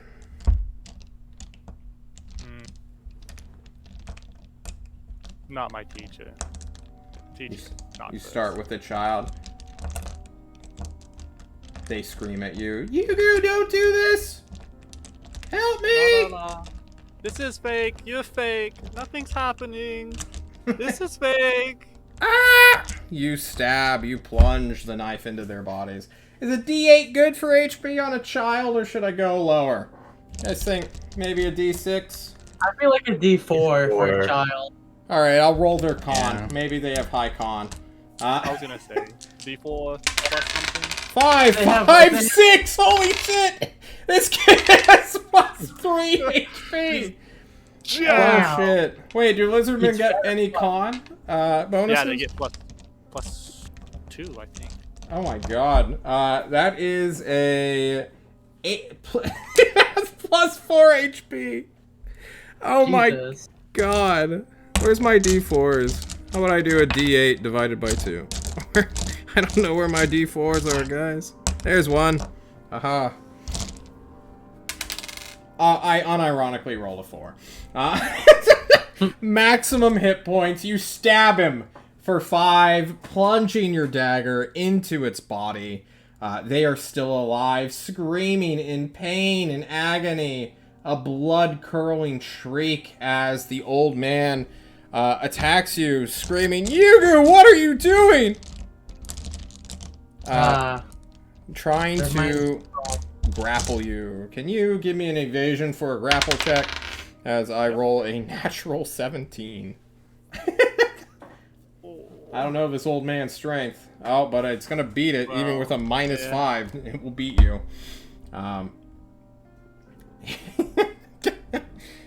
This creature has you grappled, but that doesn't change the fact you can attack next turn. Okay. Speaking of Nav, who's also in combat. I was about to say, speaking of attacking next turn, All right, you swing Oh for my double God. 11s. Guys, he has a 25% There's a- chance to hit. Aiming with disadvantage. Where's my d20s? There they are. That's an 8. 13. No, you have 21 AC. It can't beat you. We just had a +7. Man. Oh, man. Nap, what's going on here? You two are so evenly matched. Meager is not here. Oh, there he is. yes, he is. He just came back. Great Meager, time. it's your turn. You open the door with an Okay. action. Yeah. It's a heavy door. Opening the door. It has a weird locking mechanism, I guess. You open it, throw it open, and step inside and hear a voice. To you, right now, the room is just black. But as the door, or as the voice goes on, a light will begin to fill, or at least spotlight upon the chamber. It says to you in a somewhat deep, somewhat dry, emotive voice. My wonderful, beloved foe, it is you I entrust more than anyone. If death refuses me, you shall force her onto me. You, agents of casualty, shall free me from this unwanted burden. Now swear to me. Promise me. Tell me that you shall join those who have failed. Come, place yourself where so many others stood, and declare yourself my enemy. And as the voice finishes, a spotlight shines upon a base of a statue, clearly missing the thing that is supposed to stand here. What do you do? I will walk forward. Start to climb the pedestal. Get up there. Put my staff forward. You hear a deep, resounding, vibrating chortle laugh upon you as it says, "Welcome." And then I need you to make me the best Constitution saving throw in your life. Hope you saved important. Nope. Wait, who was inspired? Kushim. Not and me. Nav, I think. I actually wrote Oh, it. I wrote it down. Nav's got some inspiration. Hang on, let me Yeah. look. You Use that inspired. attack rolls, right? Yeah, you inspired Kushim and Nav. That is what is bardically inspired on my notes. Was a con saving throw, right? Yes, please. Ooh. That was Nice. almost his Not best today. con save. You laugh as you turn to stone. 21 is not enough. Oh. It is a strange sensation as you feel your lungs. Ha ha! I can shake off your magic, stupid lich wizard! And then you stop breathing. And your heart stops pumping. And you feel as if you are dying.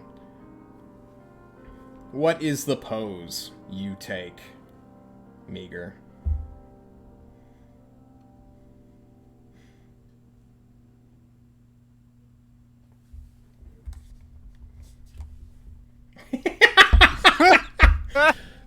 I got this!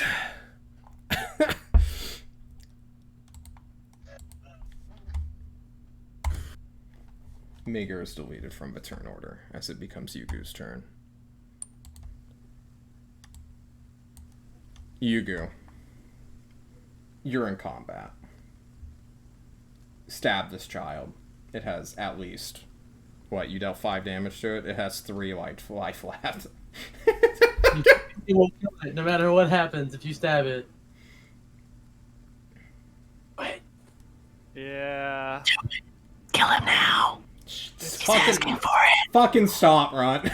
Jesus Christ. He's not real. I'm gonna go at disadvantage for the child. Hey, you can join the club of children murderers, though. You missed. Oh. You are blinded as this creature, your teacher, tries to restrain you, shoving you to the ground. I need another athletics or acrobatics check not to be shoved. Rolling a 6 on my end. He would need a plus 14 to shove you down. Do you have any bonus actions? Can you bardical? You can inspire yourself, right? Cannot inspire myself. Okay. I cannot inspire myself. Yeah. Okay. We go to Nav. Nav, you're fighting. How long does Blur last? Inspired. Speaking of inspired, 1 minute. Yeah. All right, we're at like turn 2 until it ends or something. I think we're at Shadow like turn and 8 or Moil 9. is 1 minute too. I have to go timeout. I need to cast my spell Yeah, again. yeah, everyone goes time out. Can Do we it just again. keep doing this? Yeah, it's 1 minute. Shadow and Moil's 1 minute. Does the inspiration die go to my hit or to damage? Either I think with both. Yugu. You can choose. Yeah, I can. Don't Please do. Don't fucking link it. Don't No, link no, it. no. Link It's Jordan this He time. broke it up I into did. pieces. Okay. Attack roll. So yeah, you add it, and then the number you roll is damage, but it's a con save. Huh. Oh. That's weird. Oh. Okay, well, I'm gonna go ahead. So it only goes for 1 attack, right? Yeah. Okay, then it'll be for the first attack. Oh, it's You have to both. do it That's so to declare weird. before, or can you do it after?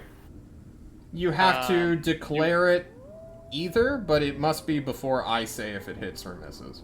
Yes. It's like Before the a DM. You might as precision well attack. wait. Yeah, might as well to declare see what you before. get. Wait, what? Might as well wait to see what you roll, right? Because if you roll like a 1, then there's no point in Yeah. declaring it. Like you yeah. get to. You just make It's sure like you Smite. do that before. Yeah. Before Okay, I will be using the inspiration this turn. How about that? Okay. Well, Woo! Look at And I'm gonna do it on the yeah. first one, like I said. all right. You do it on the first one.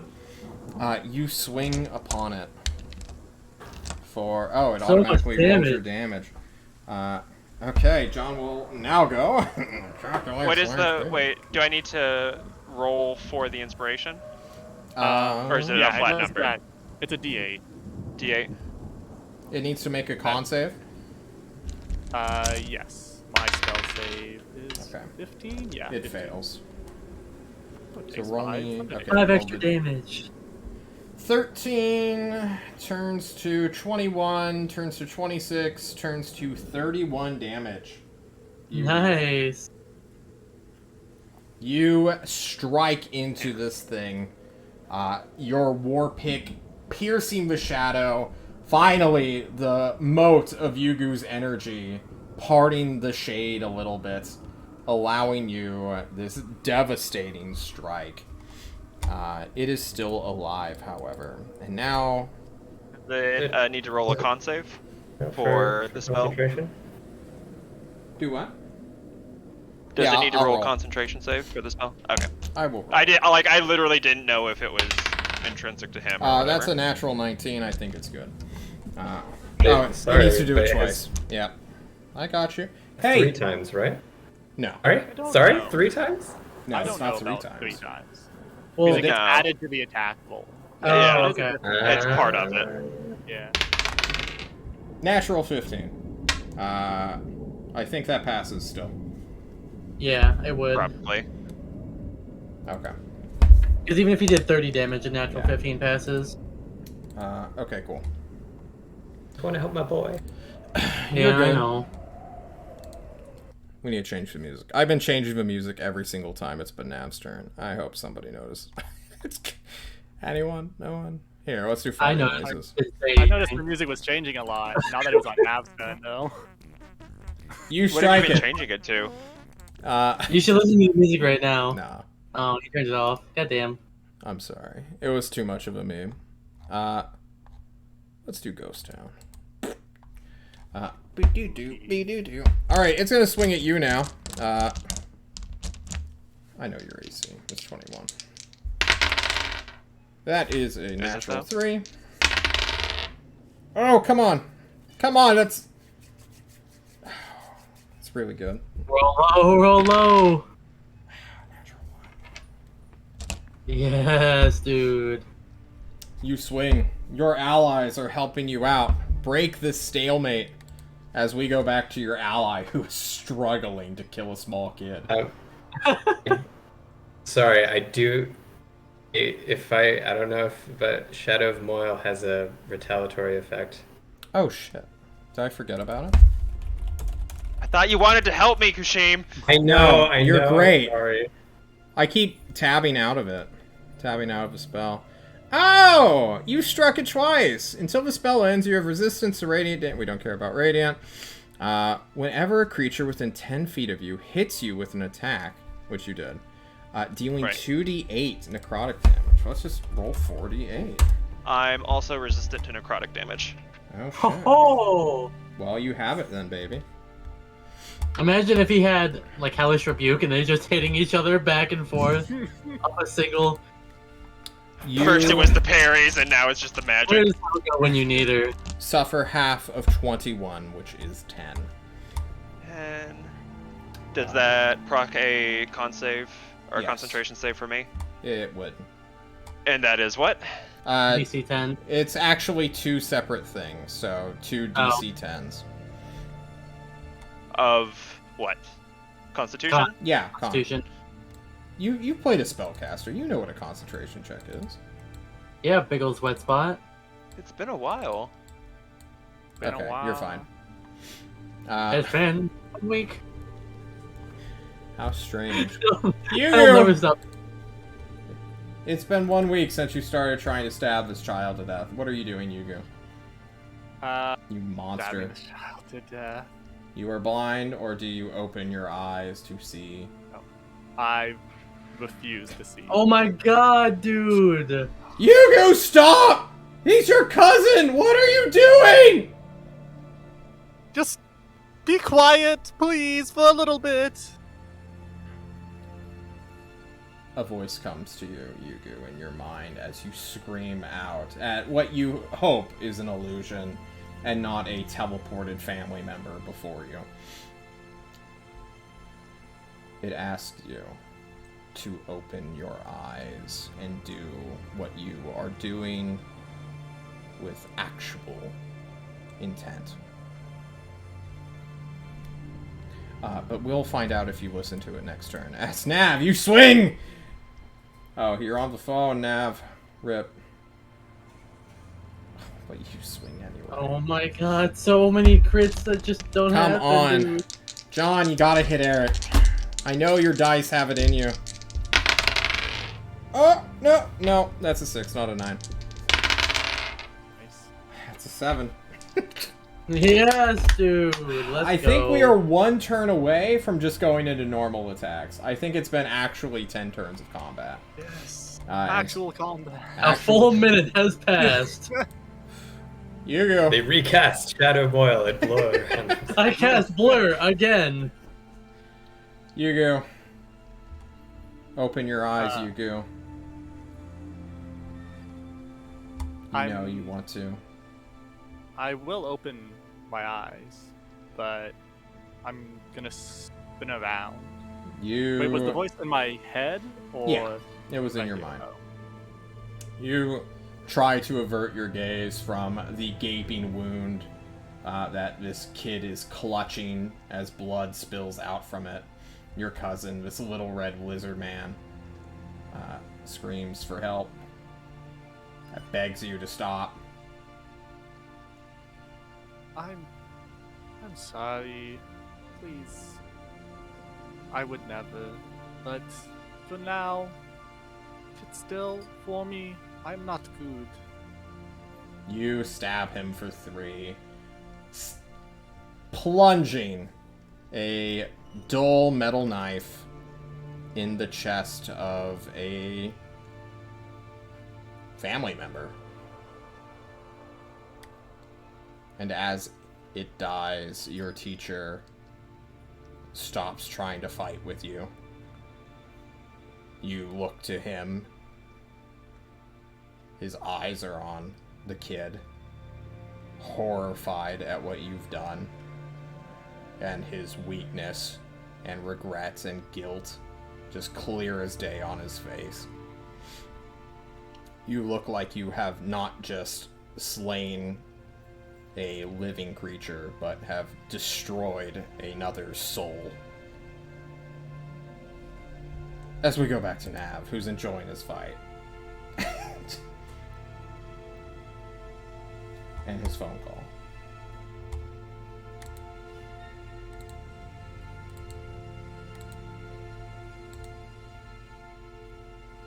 Alright, I guess we'll come back to Nav here in a bit. You gotta kill an old man now. Man, are you really hating Kushin for hitting that button? No, it's fine, it's fine. My good friend Kushin. Oh no. What do you do? Do I want to hug him first?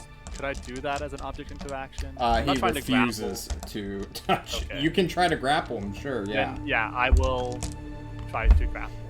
He tries to throw you off as you grapple him. He rolls a natural 12, but he's old. He might have shit strength. Hang on. That's 12 strength, so plus what? Absolutely demolishes me. He yells at you, berates you. How could you do this? Why? Please, you're not real. This is fake. Just let me hug you before I have to kill you. He attacks you. We're just gonna do consecutive turns right now. Rolling a natural 19. Oh god. He's gonna hit you Not even. for his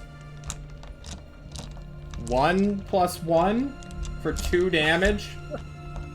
He does 2 damage to you, Yugu. What do you do? I will try to hug him again. That will 16. probably work. Natural 20. He's gonna punch you again. Oh my god. Nope. That's not gonna do it.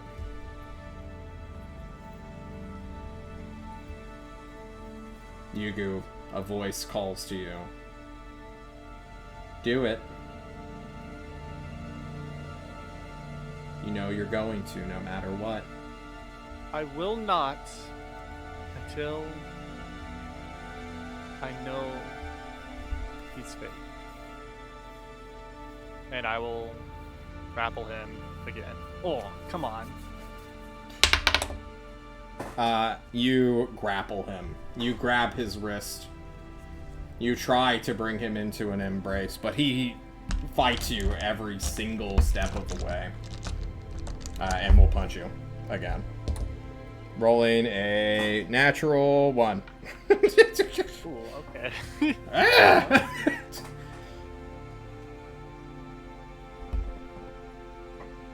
I am sorry, Master. Please. You're a monster! I'll stab him. You strike him. Old man, what should an old man's HP be? Something like crazy high, since he... Yeah, apparently I feel like- 3d8 plus something. 3d12, right? That's yeah, no, Yeah, 40-12, definitely. 3d12? I heard 3d12. Let's do 3d12. on. I think to He 2d4 unironically rolled 4 HP. He rolled, Wow. Wow. rolled a 3d12. 2, a 1, and a 1 on a 3d12. Yeah, look at these fucking Oh my things. god. That's... God bless America. 3d12! It has great swing. You either have 36 HP or you have 4. Sweet. I don't know my HP, Coffee Traveler, but I think it's more than 5. I think I could survive being stabbed. At least for a little while. Just you, once. You Just a little stab an old man who had 3d12 hit points. Or hit dice. And you instantly just stab him in the face. Or at least stab him somewhere immediately lethal. And as a voice laughs, and you fall to your knees carrying the body of someone you truly care about down to the ground, you will hear a haunting, terrible laugh that will undoubtedly infest your nightmares for the rest of your life. And as Nav's not here, we will come back real quick. We'll go on a short break, see what's happening. We'll be right back, everybody.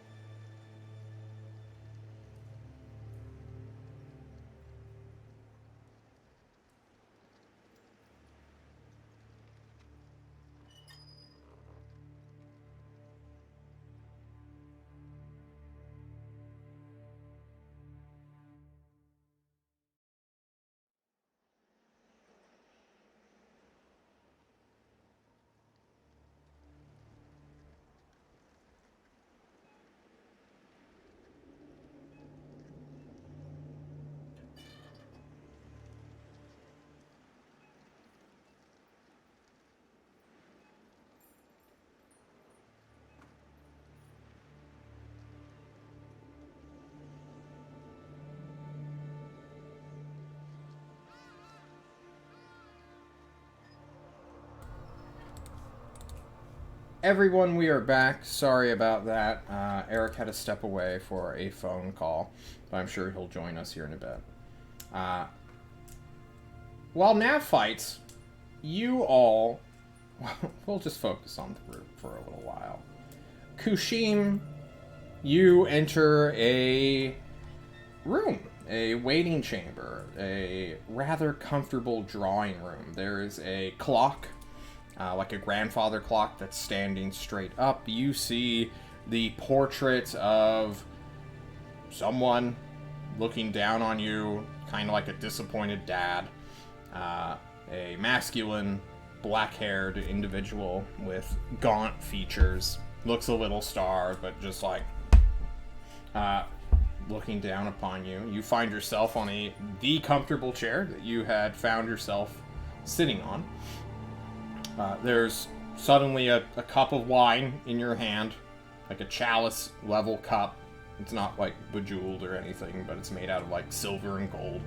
It'd be at least worth 2 GP, if you care. It's tasty. It's rich and thick. And as you blink, looking at Runt, who is just suddenly there, just sopping wet, as though he just like got out of like a bath halfway. You look in front of you and you find Meager giving you 2 big thumbs up, breathing hard as he realizes that he's not a statue anymore.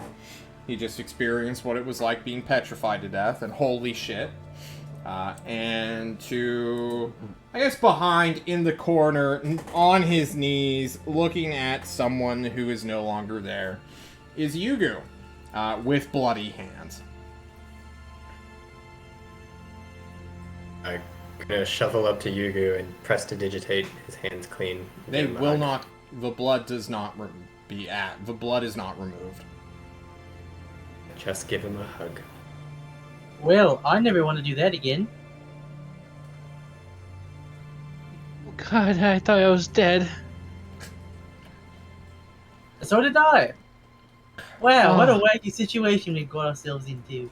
I wish I was dead. It's a little morose. What? What?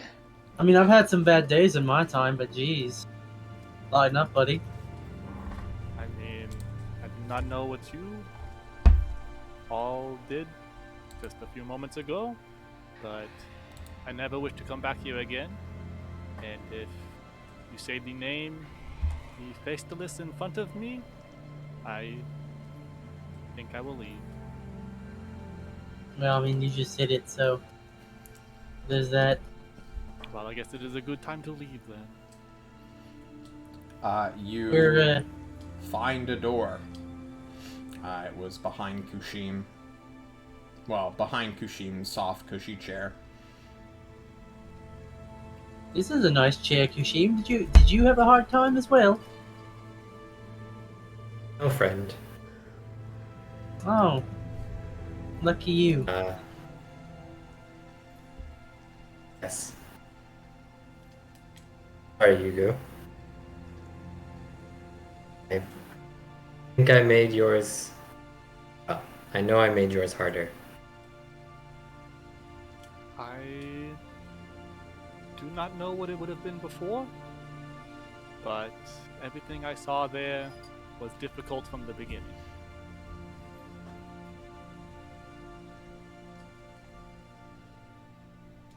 I do not blame you, friend Kushim.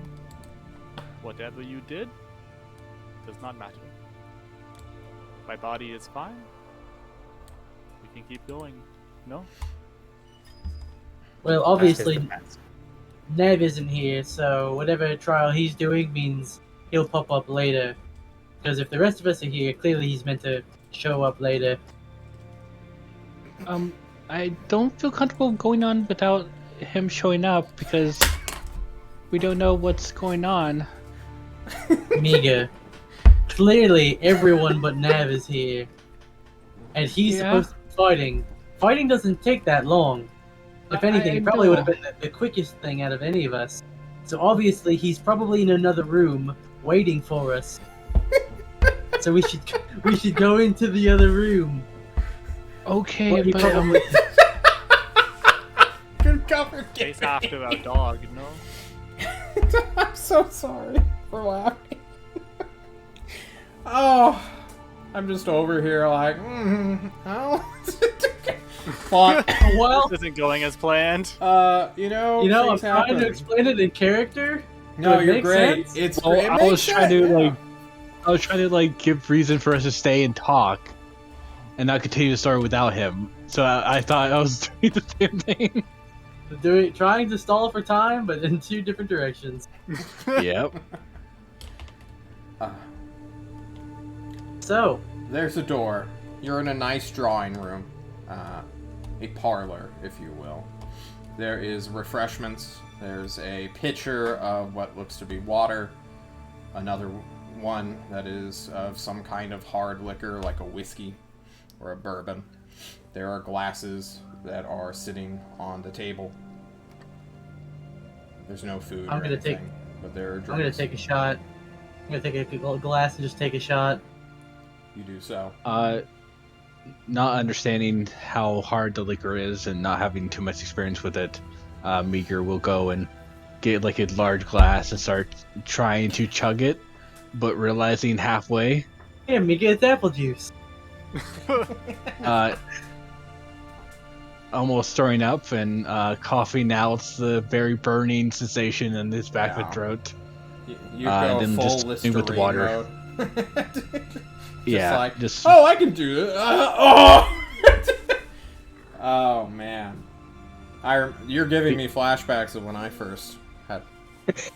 Oh. like I already drank some and I already have the experience in it, and more is going down my throat as I speak. But the more I do it, the more I regret it, and the more I can't react to it. You drink water. Yeah, You drinking dream water. Your fine wine, which is not anywhere else, constantly refills. You feel like a pompous asshole as you drink this wine. You know, this kind of reminds me of the snack room. How it just automatically fills. Do you think this is related to the same magic? It's a good guess. Maybe. Would you like some wine, friends? I will have some, sure. Here you go. I notice it constantly refills. When Runt drinks from it, it does not until it's back in Kushim's hands.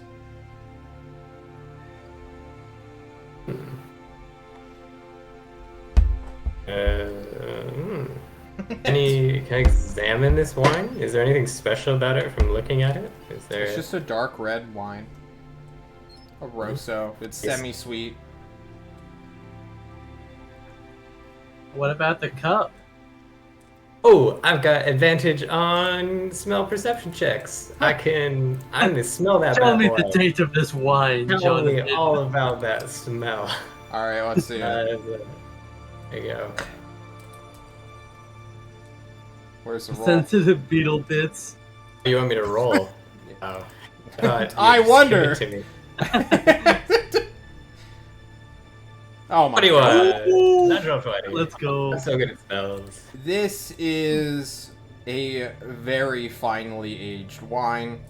You roll me 3d6 to see how good your taste buds are, Kushim. We call this a grub score in the Koibu community. And you cannot appreciate the taste of this. This tastes like fucking regular, just lightly alcoholic juice to you. You're like, oh, you know. Well. Okay. He knows how good it is, and he goes, not bad. Yeah. You are unimpressed by this. Fair enough. Well, Mr. Kushim, you have a gift of some sort, I guess. Do you have any other toys that you suddenly have in your possession? Yeah. look in my backpack. See, well, yeah, see if. Nope. And it is only your glass that refills. The water and bourbon are actual produced goods. They are not arcane in construct or nature. Once drunk, they are consumed forever.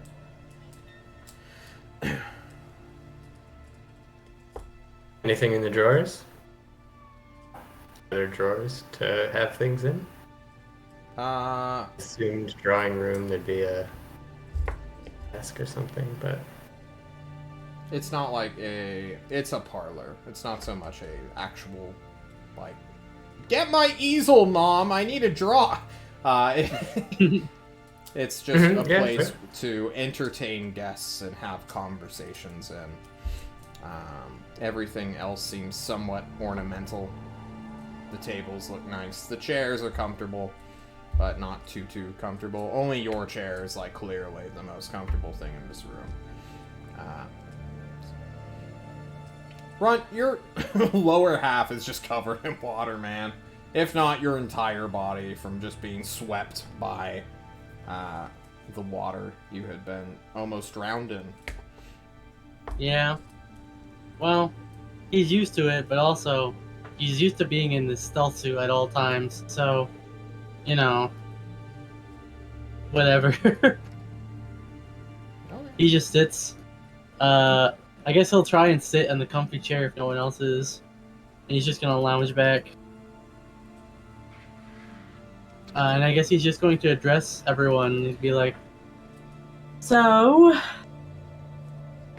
what have we learned so far? What are we going to tell the tyrant when we get back? We're just scraping Well- now boys, for time. For mine, he petrified me, and I saw hundreds, if not thousands, of people petrified in the room. Hmm. And I what don't know what that's. were they like? The enemy with a capital T and a capital E? Were they like just some dudes? There were a lot. From demons to all that, but all of them were demons in their own right. To at least, I think, faceless.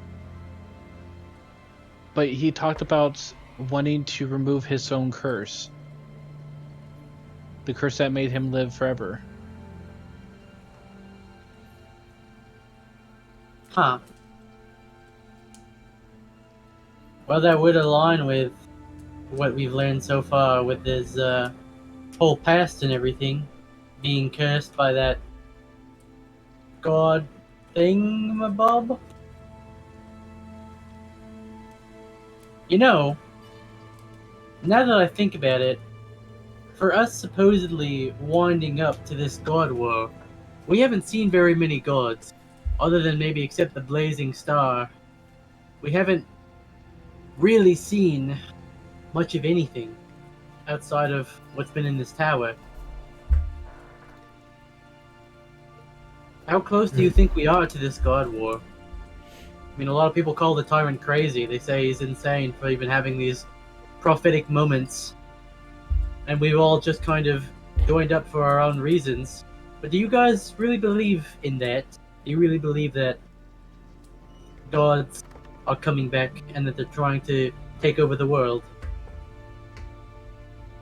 Well, I think it's a repeat of Faceless Past.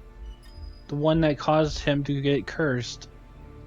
That the gods are going to fight while in the material realm.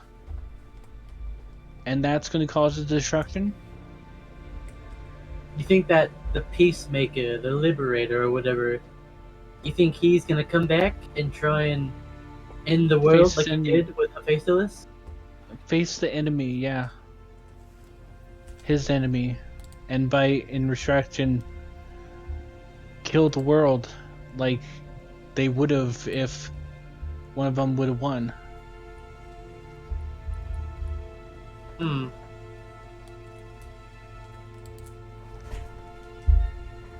But what if not? What if the tyrant has simply been stringing along this idea, and he is, as many people have said, just a tyrant, an upstart looking to gain power and notoriety in a corner of the world that no one cares about? I mean, we all work for him, he pays us, but he sends us to these temples, these places where we're nearly guaranteed to die if we haven't been incredibly lucky. I think we've seen other groups of people have been to certain these places before, they've died. We've seen our friends and our comrades die. We're nothing more than cannon fodder, and he may sound apologetic, he may sound empathetic, like he cares when we die, but he doesn't do anything other than sit and toast and tell us what to do and where to go, what we should be doing. And alongside that, he has allies who basically hate him. I mean, if you heard, did you see the hate in Irithil's eyes? The blind murder, the untapped rage, just waiting. And if the tyrant weren't in charge, how she would mercilessly and brutally kill every last one of us, should she had the chance. And she's supposed to be our ally. She's supposed to be our friend. You know, this story, it sounds familiar, no? We heard it a few minutes ago. But instead of the tyrant, there was the owner of this tower. What do you reckon, friend Hugo? I do not know. Maybe it is, as Marvel had said, it is a loop, and we are just the pieces for the tyrant to become a god, something as powerful as the person who made the tower here. I do not know, but I feel as if Runt is correct. We are pawns in a battle soon to come. I think my idea is the same as Faceless was, in that if it comes down to us being used or the end of the world, I'm happy to be used. I want my mom to spend out the rest of her days in comfort.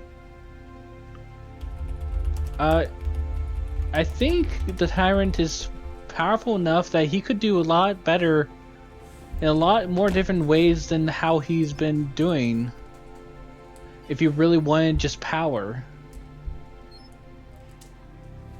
Well, take it from me. Especially when you're as powerful as the tyrant and going up against...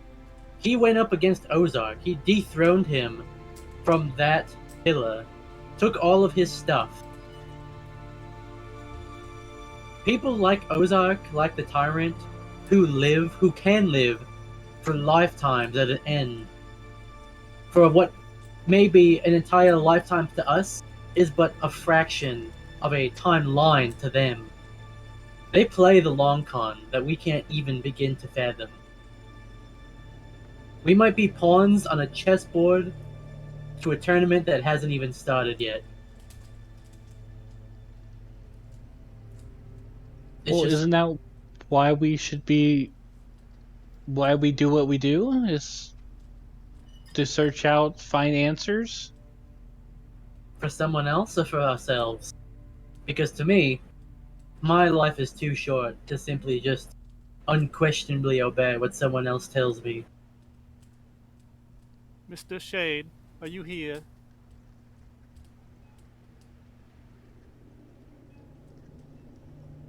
I'm Unlikely he can hear us. This is If Kushim couldn't even summon his magical home, portable mobile home, then I doubt whatever Shade or anyone else who's spies on us with magic would be able to see us. You know, all this talk, pawns, war, pieces, and a big cog. I'm thinking the tyrant is strong, and I went to him because of that. There's a lot of other people who are strong, and maybe they've also lived long enough to see these gods fight, lived in another world. I do not know. Maybe this tyrant is not the best king of the land, but the most public one.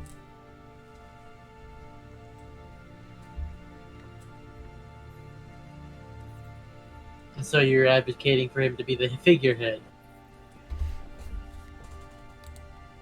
You want him to be at least not ruler in practice, but ruler in appearance? You want people to point at him and say, that's our guy, that's our man, and we rally behind him, even if he isn't the one with all the power. Well, he is quite powerful, that is true, but he has gotten a lot of people together under his belt very quickly. I'm just saying, maybe it is not a good thing that we all know how powerful he is.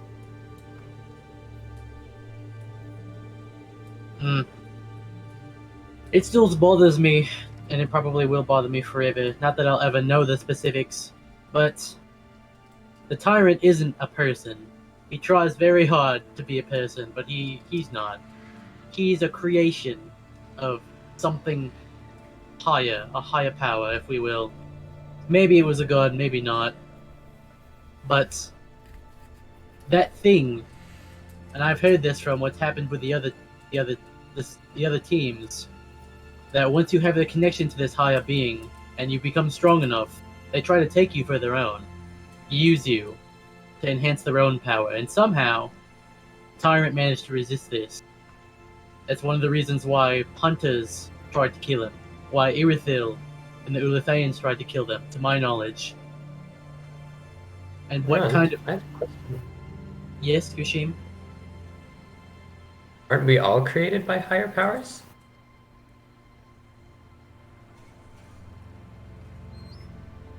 No. What do you mean? I think he is meaning... I think Or are you created? I was created when my mommy and my daddy made me having intercourse. Yes, Right. they made you. Runt, you suddenly Howard. find in your lap a strap-on neckbeard as well as a fedora. You may now tip it. Perfect. I'm sorry.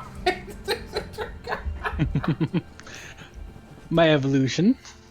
My There we go. my magic. My My magic. Sorry for interrupting. Please go on. No, Listen. for interrupting the interruption. No, it's okay. My point is that it's worrisome that what I'm more so not worried about the tyrant specifically as the situation entirely surrounding him, because we're supposed to be working under him, and granted there are reasons why there are gaps in our knowledge. I mean, just look at all the shit that happened with Jerome, right? Like entering someone's brain, some previous halfwit who just wants to make deals with him because he's willing to agree with everyone, who's now, through magic, an extremely smart commander who knows what kind of information can be leaked if sent to the wrong people. So I understand why we don't know. But the point still stands, is that there is so much that we can never know, that we are told we simply can't know these things, and yet we're expected to go and learn other forbidden knowledge that shouldn't be shared except with a select few people. There is a certain level of hypocrisy that is expected to be upheld. This is what we do, friend. We go and we find secrets. If we didn't go, how could these secrets be found? I'm sure they'd find someone else. We just happen to be the unfortunate few who were picked. I mean, I do not feel unfortunate to have met you lot. I feel unfortunate to be here. But other than this tower, last few weeks, honestly, they've been fun, you know? I don't disagree with that. I can't say for full certainty that I haven't, at the very least, enjoyed myself with the experiences we've had in your all's company. It certainly has been more than a nightmare, to say the least, but I don't know. There are things that I hope to accomplish in my lifetime, and I've been forced to question the validity of them. what do you hope to accomplish, friend Rent? Maybe we can help. I want to kill. There's a I can't lot, help with that. but it's not a person is the thing. Because I know you've seen me in action, and I know you know me. But the thing I want to be dead is for a good reason, for a good purpose, to save people, not to hurt people. Because there was something, a long time ago now it feels like, that was taken from me. I never got to learn what it was, what it did, or what it was meant to be. But I need it back. And I want to make sure that the thing that took it from me can't hurt anyone else. Oh, well, I'll gladly help you with that, friend. Is it I'm empathy? Right? Wait, I do not think this was a riddle. This was not a riddle. Oh, There I'm was- sorry. There was a jade staff that emanated with power, with a force to it, that I once held, and it was taken from me by Jerome, the Vulture Man. But when Jerome is defeated, he comes back. And from what I've learned, he lives on another plane of existence. Due to our friend Anshua's research, I've come into this knowledge. So we have to not only find out where he lives, essentially, but then we have to go there and kill him there. Problem with that is we have to make sure he's there and not somewhere on the continent, and then also manage to kill him in his home turf. On top of that, we have to find the staff on wherever he may have put it. So you can see why I have a bit of an issue with my lifespan, because either of these two things, simply finding out how to do it, could take the rest of my life, on top of this whole God War scenario. I do not know your capabilities, Mr. Marvel, but you think that is possibly something you could help us with? Researching these planes, how to get there. You're rather intelligent.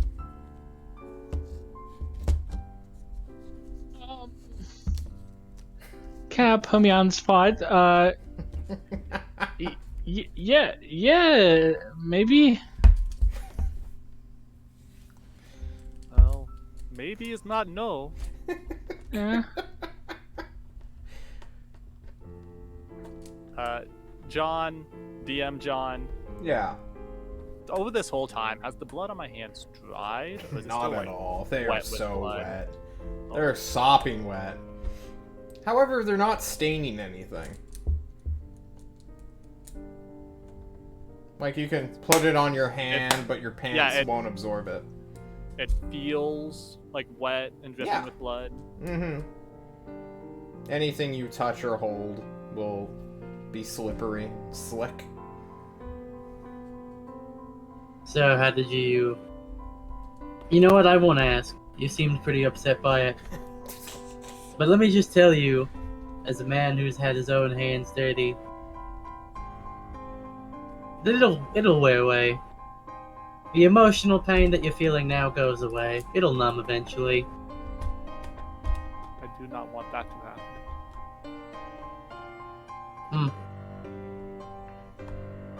You be the first then. The door vibrates, re-alerting you to its presence. Yeah, I'll shuffle towards the door and throw it open dramatically. That must be Nav. That It's a not! movie. It's a door that leads to a small staircase that goes up. You can all see light above you. Daylight. Streaming in. Suppose we spend enough time talking about philosophy, or rather, I have. So I suppose let's move out, shall we? Yeah. Go forward. Right. Begin to leave. Before you go, I will cast aid. Wait, how long does this take to cast? One action, okay. I'll give it to Blunt. Everyone who's not me. Yeah, everyone who's not me. Okay. Y'all get 5 hit points. Yay. Your hit putting- point maximum increases by 5. I'm putting it as temp HP because can't get temp HP any other way, and I will forget that I have aid, and will forget to remove my max HP. Good idea. I'm just putting +5 next to my Mac. Yeah, That's true. I'll do that instead, actually. Track it Increasing my however current. you want. Just Yeah. remember, when I tell you don't have aid anymore, or when John tells you, Yes. go away. Wow, I'm 1 hit point above my regular maximum. Wow! Wow. Question on when aid goes away, do you lose HP? So like if you're at 1 HP and then aid goes away, do you No. like drop? No. It only restores Your you HP. maximum. Yeah, it's maximum. maximum, Oh, not okay. current. Well, it Oh, heals okay. It heals for 5, but it goes and to current max. hit points increases by 5. Yes. Well. So your max goes up by 5, and you are also healed by 5. Mm-hmm. It says current hit points increase by 5. So if you're missing HP, you get some back. At I least guess that's the you way would lose 5 current hit points as well, then. Yeah, right? You Go fall away. unconscious as your spell is. Yeah. That's a weird situation. Yeah, that's a very weird. Okay, what did I miss? Eric, you're A back. lot of RP. We spoke philosophy. All right, supposed you to- came back. Yeah, I clued in around Kushim being like, what if we're all made by higher powers? And then the next thing I heard was Runt going, I was made by my mommy and daddy. And I was like, what? What? I was That's trying to basic- go there. That's basically all you missed. Okay, hold on, 2 things. Orion, you're not dead, right? Yeah, it was just the fear of petrification being instilled into my character forever in eternity. Okay, that's what I thought. Yeah, everyone but you is here in the room. Okay, so I'm still way back yonder. I'm still Yep. fighting? Nav, Okay. canonically, you and this creature now fight for like 15 minutes instead of like turns. At one point, you guys just fucking exhaust yourselves. Take a break. The spells just wind out. The audience leaves, comes back, leaves again. There are intermissions. It's like a full fucking like pay-per-view fight that you both high AC, hard to hit creatures smack each other down. But eventually, you will break through. And as the team begins to move out of this room, Nav will stumble forward, look around, shield and pickaxe in hand, and John voiding your encounter, or the dice it would take to defeat this, and The walk number out of turns. the arena. Yes. Actually, could have taken like 10 minutes. Yeah, Actually. like legitimately, the time that you spent on the phone would have actually just been you in combat. Let's be real. You all turn to the loud metal creature who just steps out of nothing. Ah, there he is. Welcome back. I Wait, hold on. guess that you had a fun time. I have the perfect. The perfect. The perfect. Your bedroom. So he walks in, right? And Runt says that. Runt says that. And as Nav walks past, he's just like,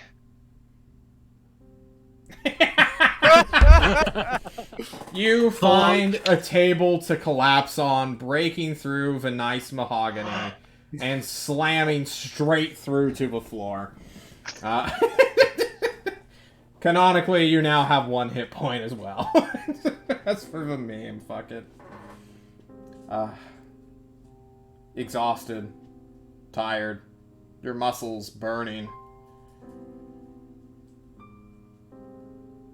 Well, What do time you to guys go. do? We waited. Sorry, Nav. We waited here long enough. It's time to leave. Nab, do you need help? Put 1 hand up for yes, 0 hands up for no. he goes, fucking, like he's face down, right? And it's just, 1 arm flips over. Chest.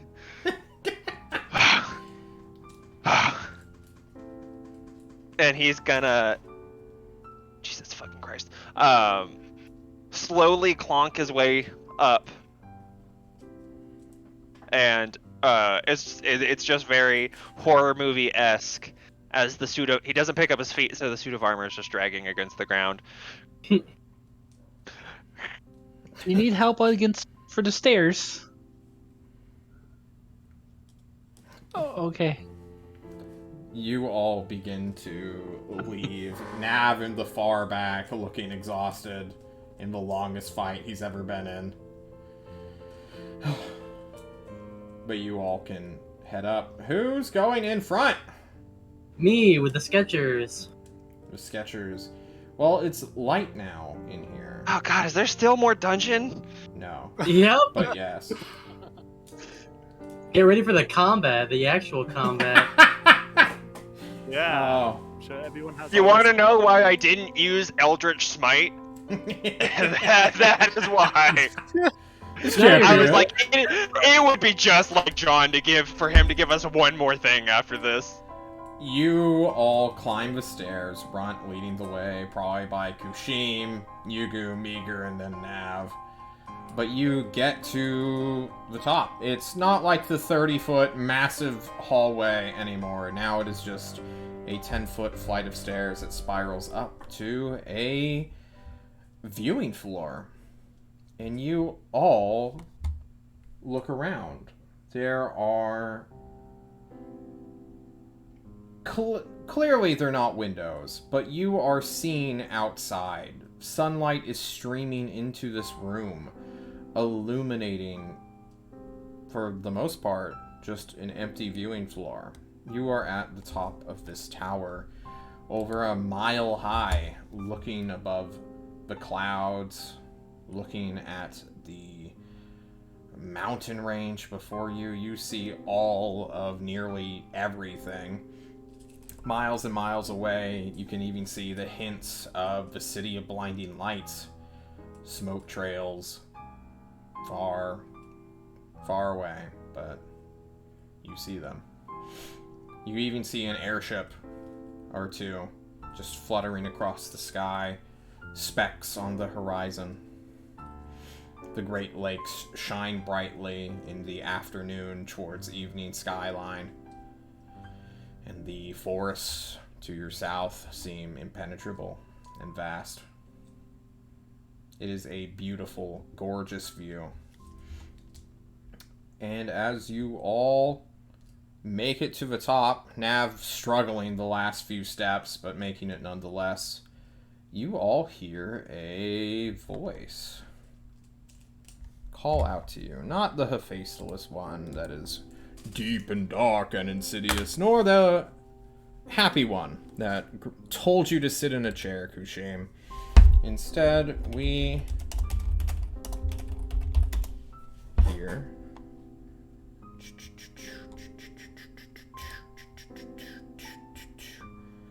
A surprised voice call out to you.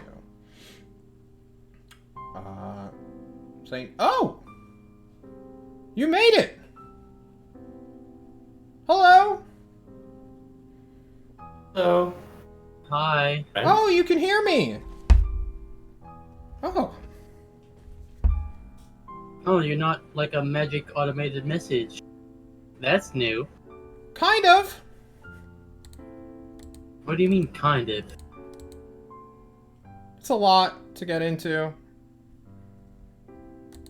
I've been here a long time. Who are you, friend? How long have you been here? Oh, I don't even remember my name. I had his designation, and then the traitor. No. The master, he told me something. But you're here. You're here now. Oh, this is great. Who? That doesn't That sound face right. to this. The voice pauses. And then it comes back. I don't have records of that name. Whose name do you have as your master then? It pauses once more. It's erased. Huh.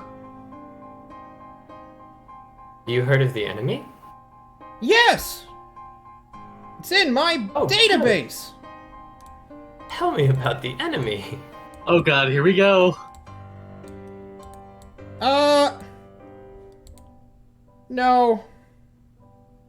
I can't do that. I'm sorry. Okay.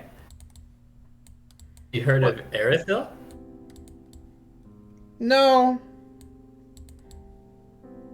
Have you heard of the Ulathayans? Yes. Can you tell us about their king? No. You don't have access. I'm sorry. What do you mean? We got to the top of the tower. How could we get possibly any more access than that? You need to go to the very top. To the lab. What? There, He looks one of you over. can... To the lab. What? Send us to the lab. I don't know if I should. Why? I don't know. You're very forgetful. Yeah, it's weird. Who are you? We are people who discover things. Oh. That's neat. Yeah, just like you're kind of neat. Thank you. I am neat. Is that Harut my looks name? at Kushim. Harut looks kind of at Kushim and just kind of rolls his eyes like, ugh. I'm neat. That's your name now. You can be neat. That's a good name for you, friend. And neat. What can you do?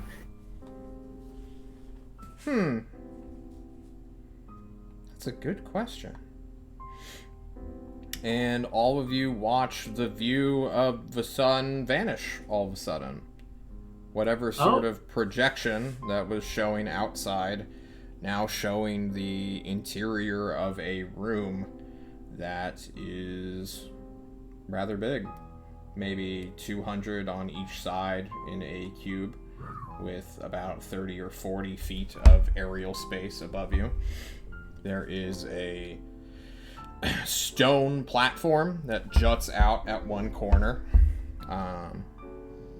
That is about halfway up, so about 20 feet in the air, with no discernible staircase or ladder system to get up there, but there is one.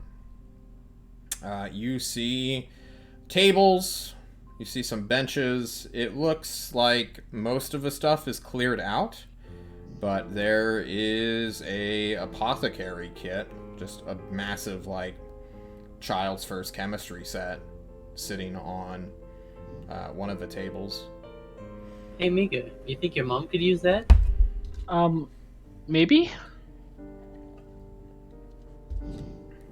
What kind of potions were made here, Neat?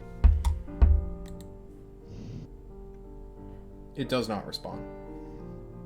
Oh. Are we able to take the kit? If you want! I don't have anything in my protocol to defend what was left here.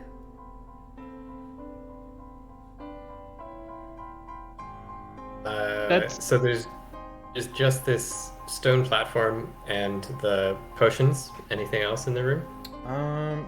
More like work stall stuff, but there's only like there's that one row of benches, and then there is a few scattered stools, but no like comfortable furniture or anything like that.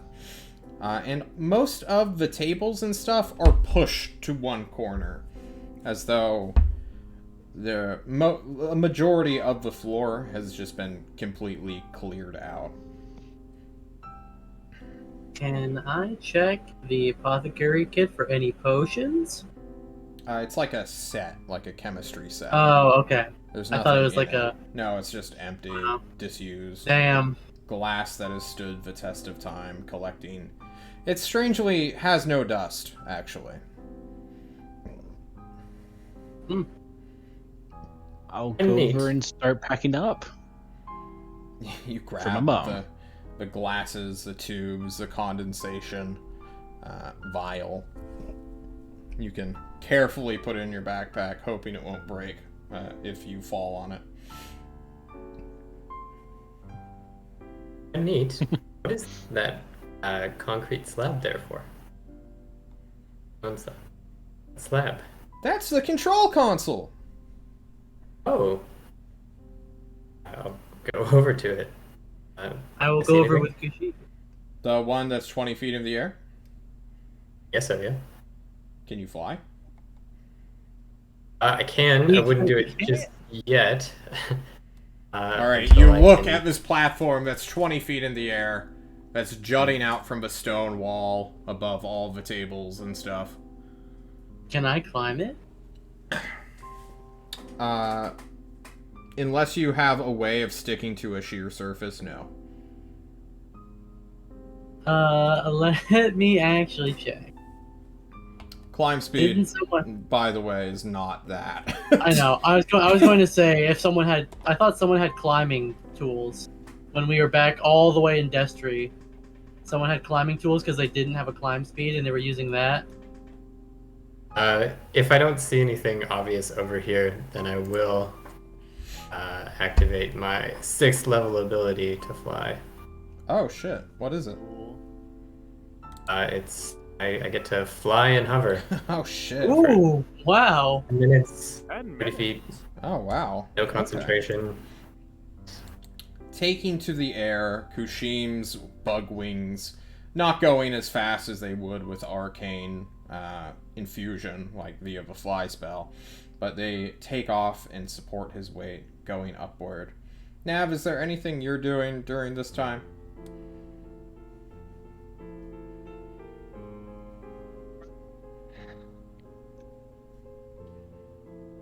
Were the benches upright? Yeah.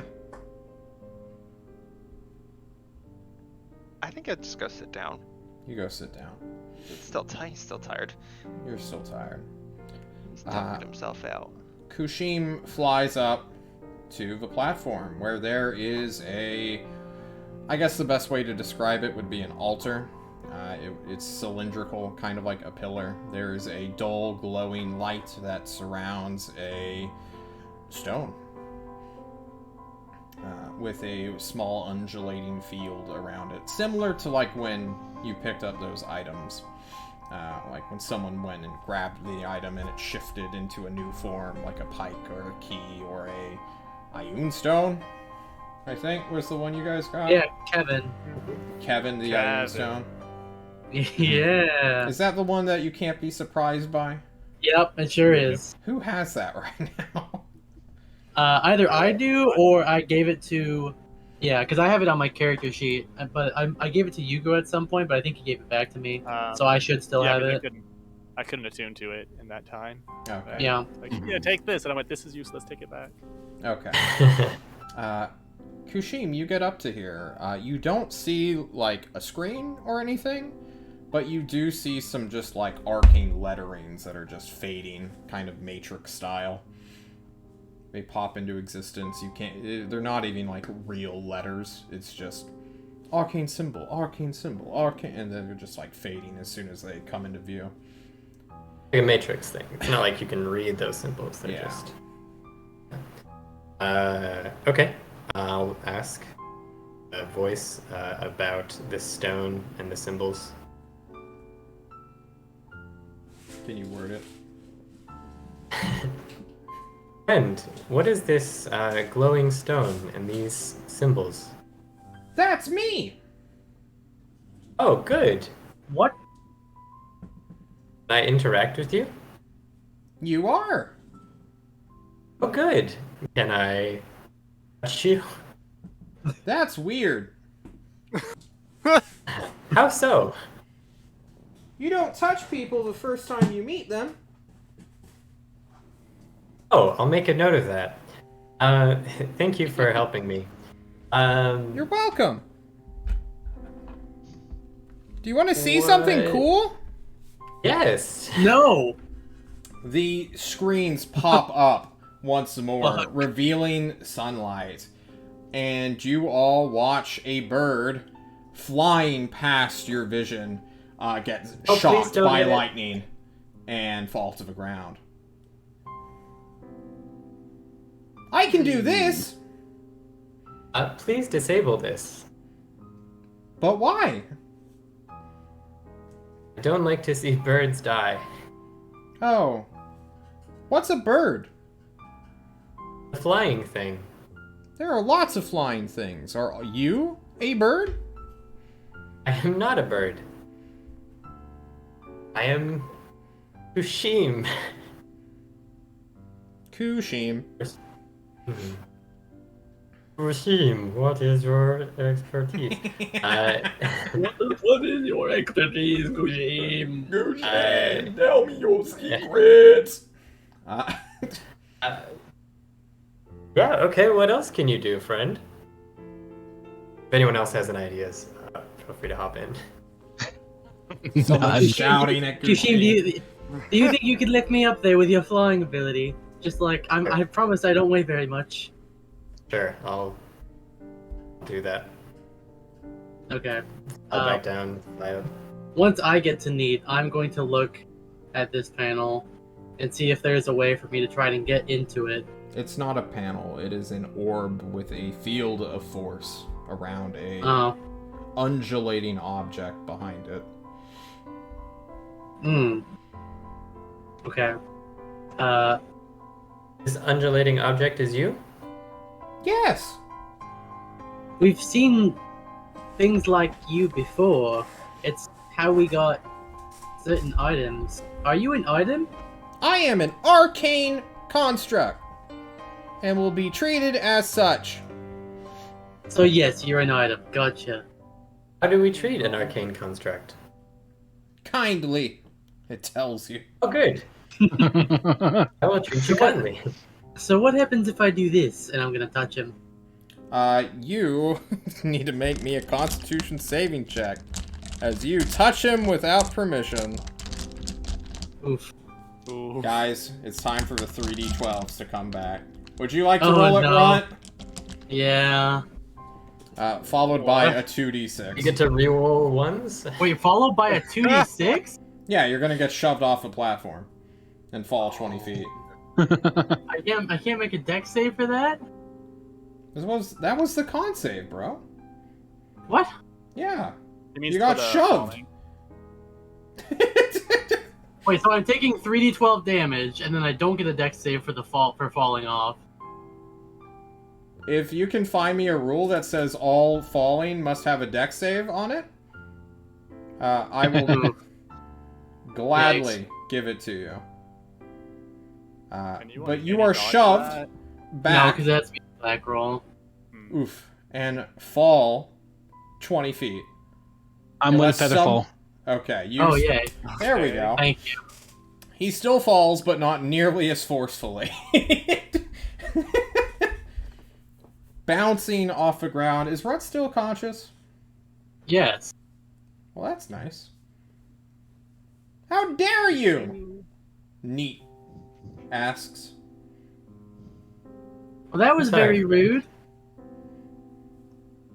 I was just It trying to was give rude you a of you high. to touch him. Yes. No, he asked us Kushima, not to. I was trying. Well, no, he didn't say that. He said it's weird. And I was trying to give him a high five because we're friends because we named him, but he hurt me. I am So maybe we're not detecting friends. what is in my database called bullshit. Whoa, so you don't know your own master, but you know what bullshit is? Okay, I'm buddy. discovering new things right now. You want to see something cool? No, Okay. I said no the first time. I'll say it again. Yes, Kushim says.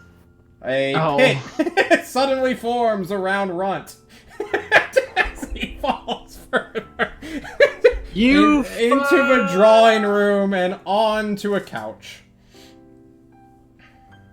Suffering no damage because he'll complain. Oh, I also have Featherfall. That was cool. But please don't open any pits in front of my friends. Or under them. Understood. What is a friend? Oh. Friends are everybody. That's not what my Friends are- system says. Friends are people that you're kind to. Oh.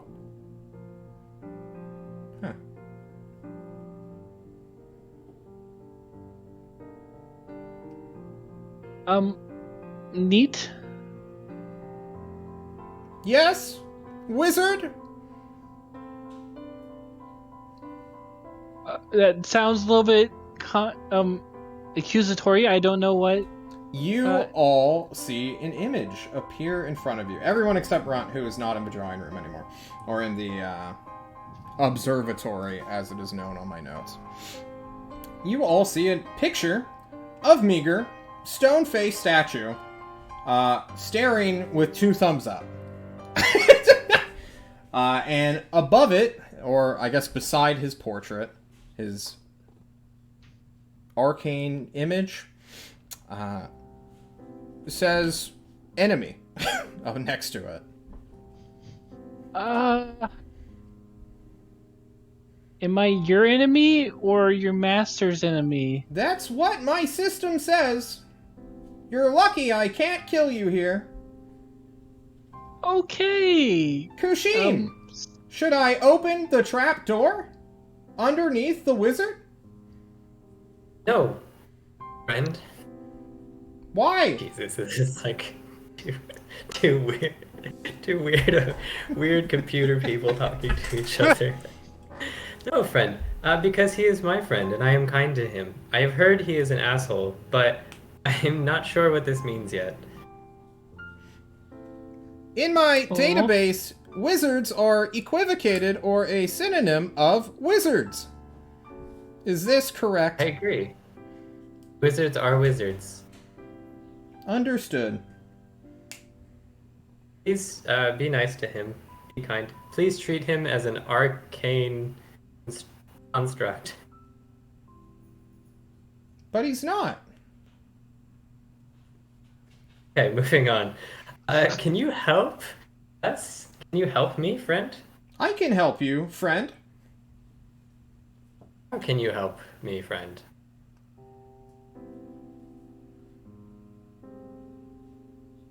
Do you have a list of commands?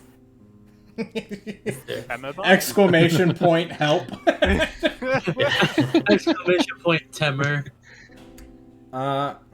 It thinks for a moment. It processes your request. Error. Feedback loop. Yes, I can help you. But I need help too. Of course. How can I help you? I can wish we to help? leave here. Okay. How can I do that? Will you be my friend? Potentially Of forever? course. Of course.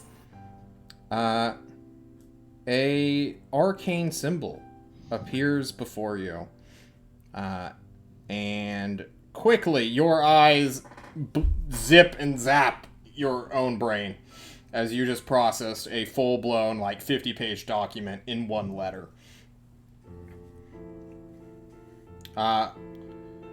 More or less, well, give me some kind of check to just process information. Intelligence check. History. Let's see. Investigation, please. Yeah, it can be intelligence-based. All right. Investigation. I have advantage, right? Because I said I would be a friend. I have bardic inspiration. I was gonna say, you do have that. You do have bardic inspiration. Does that work on skill checks? Yeah. Yes, it will. is. Wait, how long does check. bardic inspiration last? Because it's been way more than 10 10 minutes. minutes. You spent like 10 minutes just talking. Is there any way of getting investigation with advantage that you have?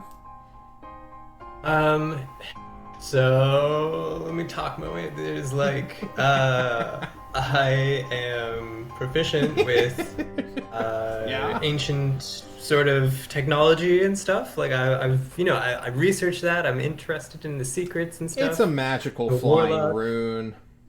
But rune, it involves writing. I love writing. I'm so good at going through the little writing things. And reading, apparently. Also, he's basically a living computer. Computer talking to computer. Oh, He okay. lives in binary. hmm I will let you re-roll. Oh, okay. Thanks, But we buddy. must take the first thing. If it's less than 8, get fucked. Alright, fair enough. I mean, Natural it's a one. natural 2. Natural Yeah, one. Natural 20. nat 1. Here we go. Counter Juju. Hey, historical knowledge? No, I don't think so. Okay, let's do it. Let's do it. Come on! I pressed the button. It's loading. We'll It's get an there 8. eventually. It's another 8. Drum roll, Is it? please, everyone. No, I don't know. Is it- Even our computers are like, wait, hold on. Alright. Oh, it's not the It's worst. better than a natural 2. You get the impression that this is some kind of EULA, an end user license agreement. But as a true gamer like you would know, you skip that shit and just hit continue. What do you do, Kushim? I mean, unless I can notice any clauses or anything popping out to me, I don't, right? I don't think Kushim is a legal Expert. patent I agree. lawyer. I don't Mash think. that No, continue. to be fair, you don't have to be like a lawyer to be like to notice Wait. something like, hey, you can't separate from me until you die. Yeah, that's fair. Kushim, this says this is going to be a lifelong bond. And Okay. You hit continue, you slap that like button, ring that bell. Don't forget to subscribe. No. Just end it. That was John, clean. John, see yourself out, please. Can you imagine if we ended Oh. right there? Your shadow partner has a friend.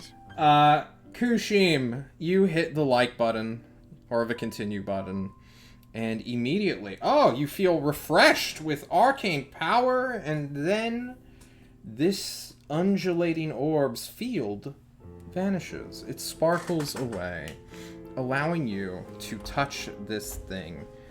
And your boy, the... Neat is his name? I should probably write that down somewhere. NE18. NE. He's neat. Oh, I thought it Or was should- or- NE. I think Yeah, maybe it EET is should be. funnier. Yeah, Yeah. honestly. I was gonna have that be a pun, but NEET. Okay. Double Neat. E.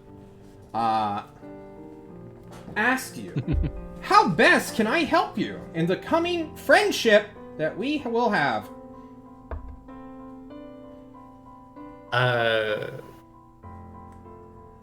Tell me the secrets of this tower, friend. Of course!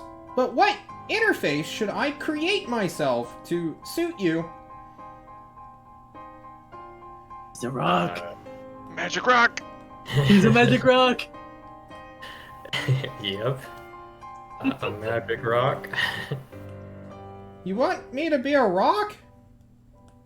Do you? What kind of? What are my options, friend? John looks at the DMG. I can assist you with spellcasting. I can protect you through abjuration. I can make you tough as steel. Oh, Or okay. dimensionally shackle something or something? I don't know. There's a lot I can do. I'm really cool. I'm neat. Dimensionally shackle something? I don't know. Okay. He seems just as confused as you are. Okay. Well, I'm afraid as a player, I'm also a little bit not sure what I can do or what the What parameters does are. Kushim want most out of life? Dear. What would help him? Out of all the trials and tribulations Kushim has ever faced, what would be the biggest help? I feel like Shim would want something that can help protect his friends more.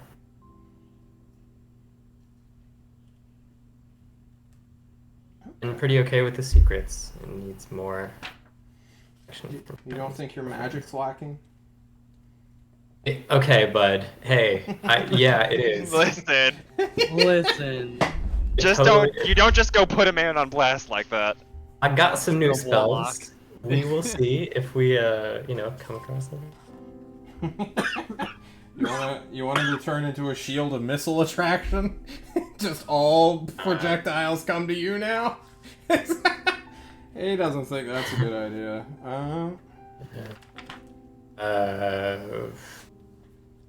Hang on. I can find something.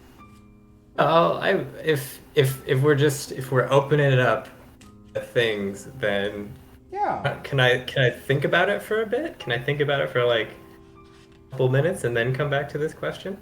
Sure. Or does it have to It be right depends now? on how Because- long everybody has. We are 15 minutes over our normal ending time. If we want to go a little bit longer, I'm down. I don't care. I've got nothing to do tomorrow except go to work.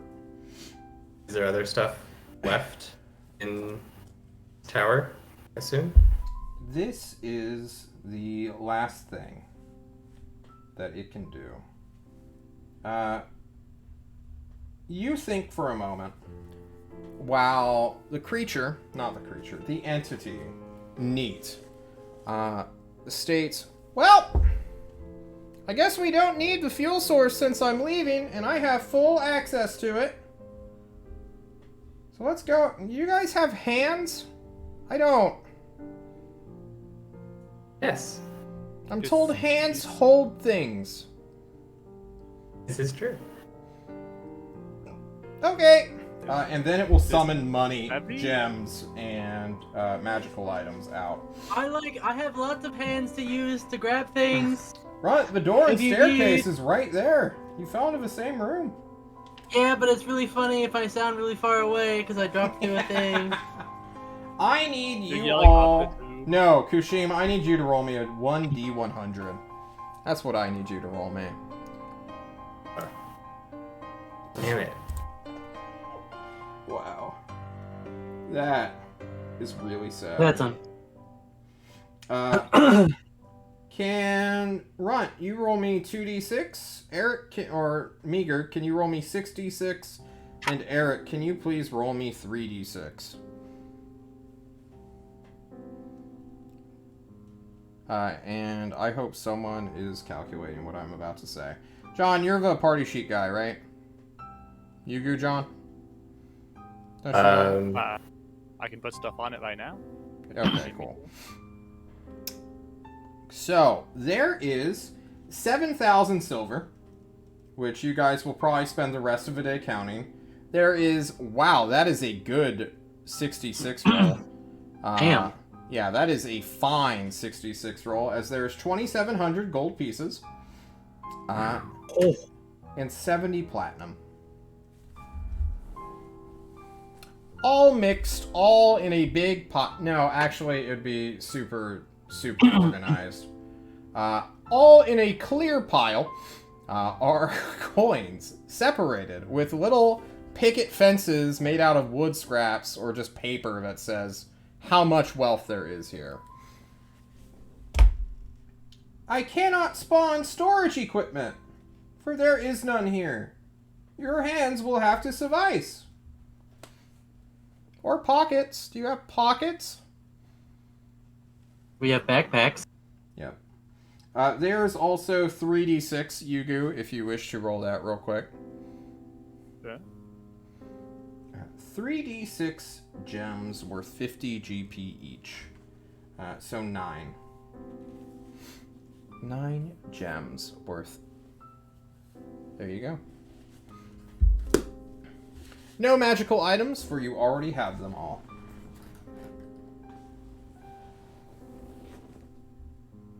Wow. 195 gold pieces each, apparent. Well, no.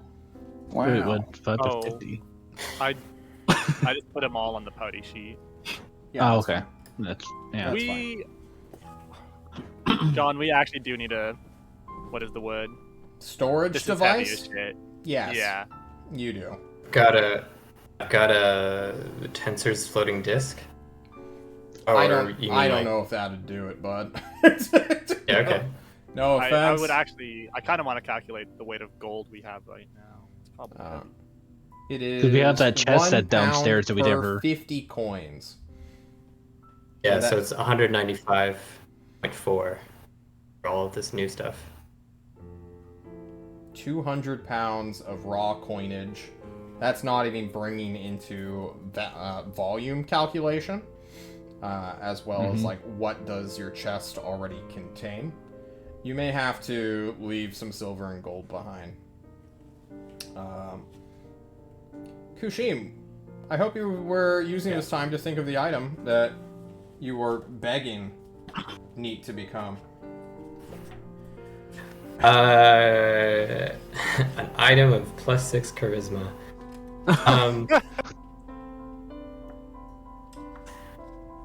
I would like Neat to become a storage Okay. device.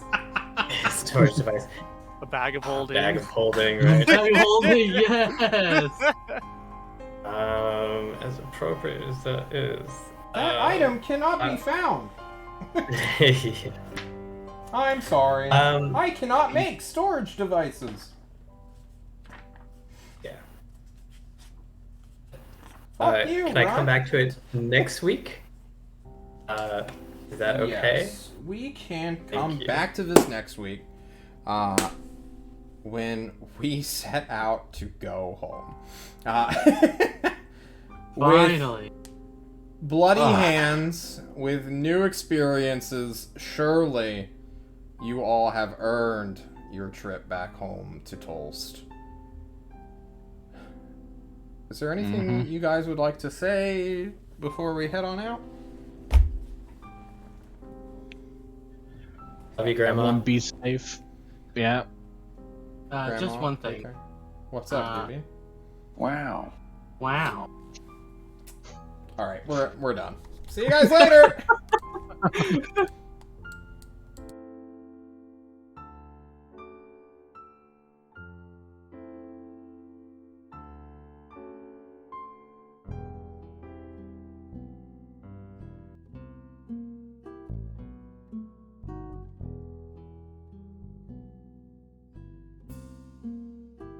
Hey, Big thanks to Orion for subscribing with his Prime Twitch account.